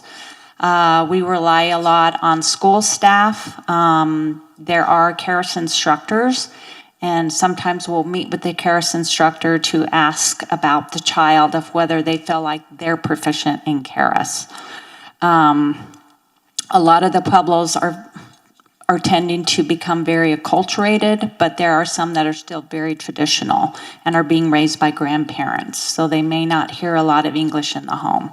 And they have the sheltered instruction in some of the schools that do provide the culture and KERAS language instruction. So I know here you may have some of that, but I know there are districts that have the high Native American population and Spanish-speaking population. Another strategy is to implement interventions, best practices to provide appropriate instruction to children before, during, and after the evaluation and eligibility determination process. Plan, implement, and evaluate supports throughout the evaluation and eligibility determination process to include supports to participate, to participate in academic and non-academic activities. Those had made a note about homework to parents. And then lastly, is reflecting again on the cultural competence and diversity by collecting information about the child's home environment and language history. Again, that's a big one, at least where I am. Examining the relationships between the child's environment and possible disability using evaluators who are knowledgeable about and sensitive to the child's culture and linguistic background, and ensure that the evaluation and eligibility determination decision are implemented consistently with legal and ethical guidelines. And again, too, I'm just stressing about a child in a specific classroom, making sure that a child can shut down just because the teacher is not a good fit for that child.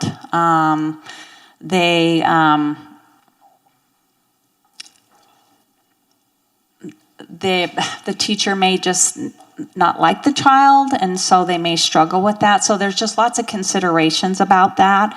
Also looking at the classroom as a whole, how many kids has the teacher referred? If it's more than half of the classroom, then it's probably an issue with the teacher's teaching style, or things like that. So again, considering all those factors when you're considering using professional judgment and gathering as much data as you can to support that decision. How are you addressing like those factors in your report? Like if you're walking into a classroom that's really chaotic. I try to be as strategic as possible, but I will note specific things like the class tended to be noisy. The kids were not at their seats. The teacher was roaming around. There are some observation forms that do provide that educational setup or how the classroom management is. And if to me, if that's a big point, I will make note of it, but I'll put very specific things I've observed, but I won't state my opinion, of course, but try to be as strategic as you can about it. Sometimes I've gone and talked to the principal about that, and I found out that the parent has complained, or they want to move the child, or to a teacher that's a better fit for this kiddo. So you just try to do the best you can to talk about that, and a lot of the time that'll come out during the EDT meeting.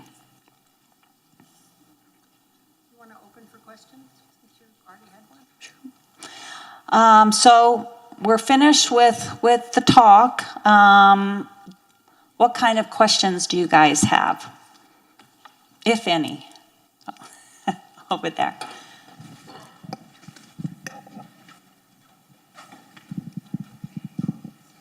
Good job.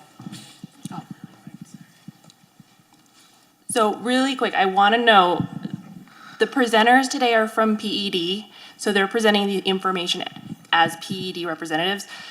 APS policies, procedures, documents, we can talk about those after because they won't have those answers. Just Okay, thank you, Chelsea. I was just wondering, we didn't get a chance to talk about the change in autism assessment. That, like sensory processing, but no longer neuromotor. That was my biggest question. Yeah, I mean, like you don't need no fine motor, gross motor necessarily, just sensory. Yes, and I know that, yeah, they did require the fine motor component before, but yes, they don't anymore. Did that answer your question? Yes, thank you. But sensory processing is still in the lane of the neuromotor evaluator, correct? Yes, yes, that is a requirement, yeah. Hold on. They don't have to meet that criteria, though, no, to But- be eligible under autism. I think though, the thing is we're like diagnosticians would be able to do the sensory profile and analyze it given guidance on that.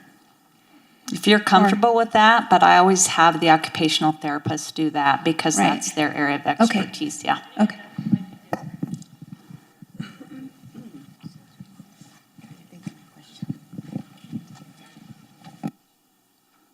Anybody else? Oh.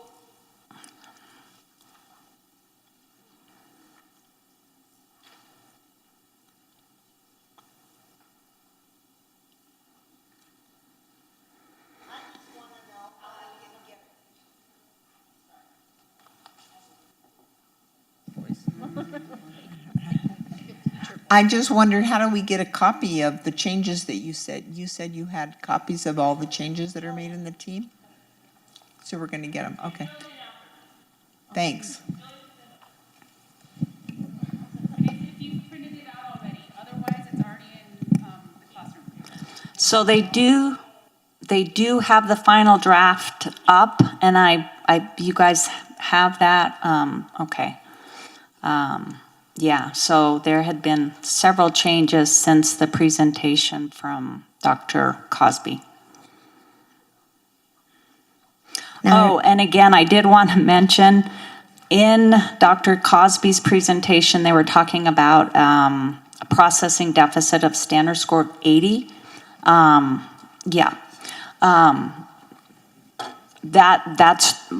That's what she wanted to change because that's what the OTs use for that, but it's not. It's still standard deviation, standard score of 85. Back to the question about autism and sensory and motor skills and no longer requiring motor skills. The paragraph above where it lists about the areas that need to be evaluated, they do a really good job explaining why they took out fine motor skills. So if you want to look at that in team, it really does explain it. So we're not saying necessarily no OT, but diagnosticians do have the credentials to administer the processing assessment as well. Yes. Thanks for that, Bridget. And thank you, because I wasn't aware of that, that paragraph.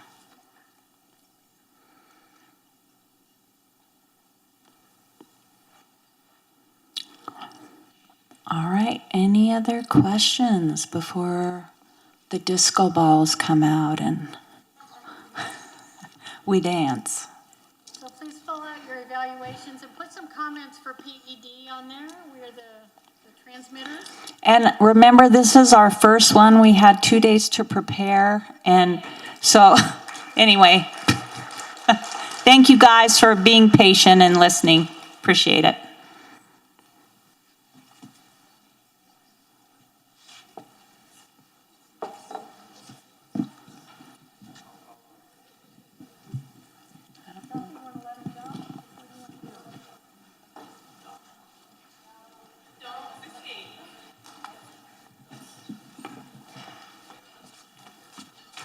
Okay, if you could, extra yellow forms. Are there any extra yellow forms by anyone? Over here. Will you pass it down this way? To your right, my left? Okay, don't leave yet. Once you fill out the forms, if you could pass them towards the middle, and we'll collect them for them. And then Lisa wants you guys to wait a minute, because I think there's a lot of questions of like, how does this apply to us? Because the changes are changes, yes, and they're required, but how is this going to be put into practice in APS, and how will we do this without making everyone crazy and work 20 more hours? So be patient, one moment. You want us out of the room then? No, you're fine, you can stay.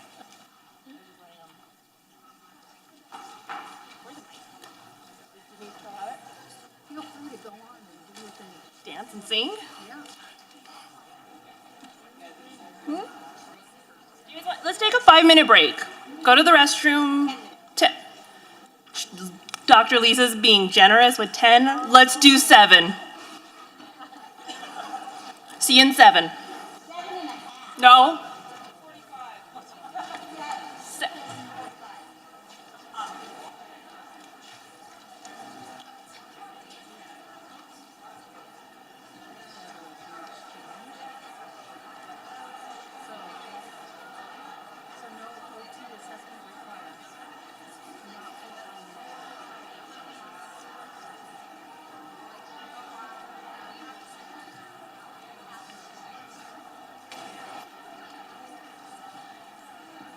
take good care of that flamingo now.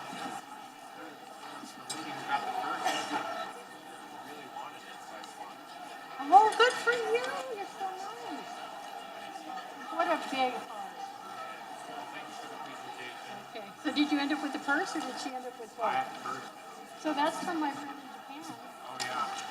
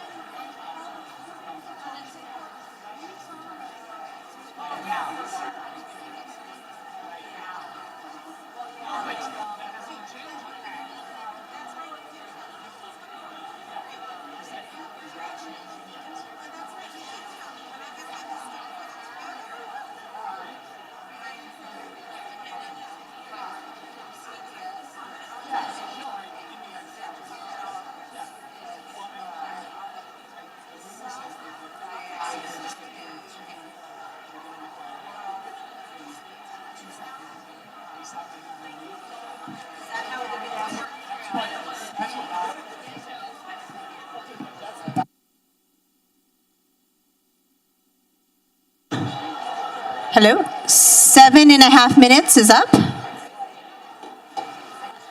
Let's move back to our seats. The sooner we sit down, the sooner we can dismiss you to go to lunch and other pre-Saturday activities.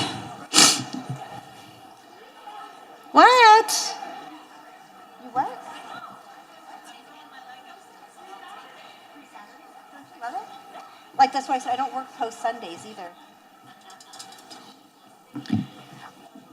We'll wait just a couple of seconds as people move towards their seats.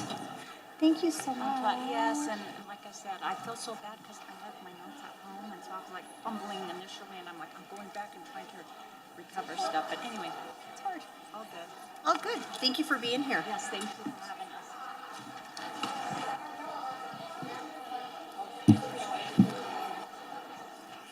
You ready? Where's your shoes?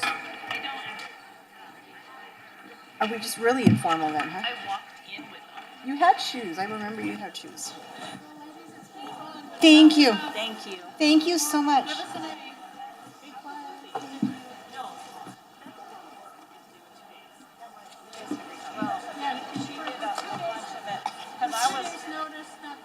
I was working at Bernalillo for 2 days, and it's like, okay. Okay, ready? We got you talking, I'm going to clarify the sensory stuff. Go ahead. This afternoon. Oh, Okay. So now the rumor mill is like, Diane's are doing sensory. hold on.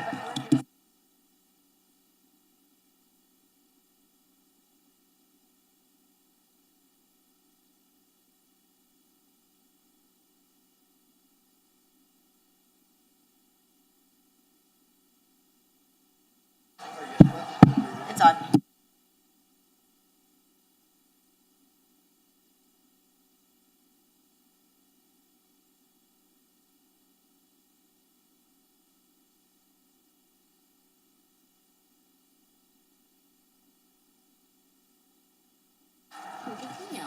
Oh, thank you. You can split them. Okay, wow, that's cute. Jillian? Do you guys have a Daiso down here? A Daiso? Yeah, we do. Daiso. Yeah, great stuff. Can I sing now? $10 store. Doe. Oh, A deer. Not to be mixed. Female deer. sticky notes. Look how cute. Those are adorable. Oh, those are adorbs, huh? Okay. All right. You've seen this one, right? So we can get to lunch, because I think everyone wants lunch, and then to pre-Saturday the rest of the day. clarifications. Sorry, I forgot what I was saying. Team is the manual that we follow, obviously, as professionals for eligibility, determination. It guides our practice. There are things in it that have implications for our processes. Just so you know, right now, our processes are not changing because that would just be wild to roll new things out. We are following what we've been doing as processes, as they are, if they are updated, leadership takes care of all that and then they will roll it out. And I'm actually super grateful, like a lot of this stuff goes to IC of like, how can this be implemented without causing hysteria and chaos completely? So just know that. Now, any questions about what was presented? Anything? Any questions for Lisa? No? Bridget? Where-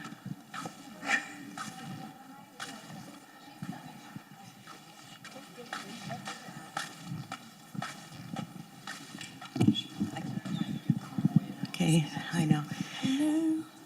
So this is about what they presented.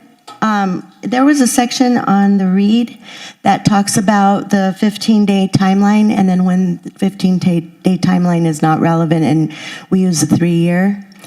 And I'm asking this as a quad. So when I read it within the team, it does say when it's a transfer, Part C to B, or an IEE, and we're considering eligibility, then we would have to stay with the 15-day timeline. But if it's a regular 3-year reevaluation and we're wanting testing, then we go with the date for the next due reeval. My question then is, how do we handle those second annuals? Because they aren't any of those examples, but they are the next reeval process, so. Yeah, so we'll talk more about it with the quads as a group to make sure that we have it documented, but just note that they say that the read completion date is at that 3rd year. So there's a difference between the completion finalization to the, and when we say finalize or read, it's a document, so it could be fluid, we could reopen it. But again, we have synergy that we're working with. But yeah, we'll dive in with quads. Yeah, we'll figure it out. Bring that question, Bridget, back to the box. Questions? Oh, hold. Come on, run. I'm not gonna run. I quit running. I don't run anymore. Okay. I used to run. I don't run anymore. Do you need motivation? No, I can I need chase to not you. have arthritis. Building on the read question, why can't we just use their read? Why does APS have to have its own forms for everything when these forms look so good? Right. Actually, their read is beautiful. Like if you do again, Lisa and TC are working on it right now. So yeah. Yeah. TC's working on the teachers completing it too because it impacts their workload. Yeah, it impacts workload, so we're working through the IC on the read requirements. We did that last night. IC is working on implementing a more robust read. They did that last night. I told you. I said we are working on the read process with teachers because it impacts workload, and so it's going through IC. No? We're good? The medical form that they showed us, does that apply for like IEE reviews as well, or do we still use the old ROI? Nothing is changing process-wise right now because it has to be reviewed, vetted, and implemented. So for now, same thing, but that might be something you guys take back to your group to discuss. So, yeah. I mean, it's not an awful idea if we could just put it all into Synergy. Another one, we made a list as we were going through stuff. There is a note about transitions from C to B of accepting the information as long as it's within 6 months from the EDT, and we've been doing 6 months from the conference. At this point, I cannot change any process. I have no authority. However, I do think these are pieces, like, we probably have to go back to our role groups, like the quads, of how are we gonna deal with this now? Because this is all, team did a great job of clarifying and identifying very specific things that I think needed to be done. And it's very child-centered. We just need to create processes that support it. Keep going. Oh. When I thought you meant like list. Oh, okay. Yeah. Anything else? Lunch, and the new hires come back because Jillian's got all the new hire stuff going on. Have a great lunch. How long? Jill, what time? Jill, what time for new hires? Can we be back at 12 new hires? Everybody else go back to your work location and then enjoy your pre-Saturday activities.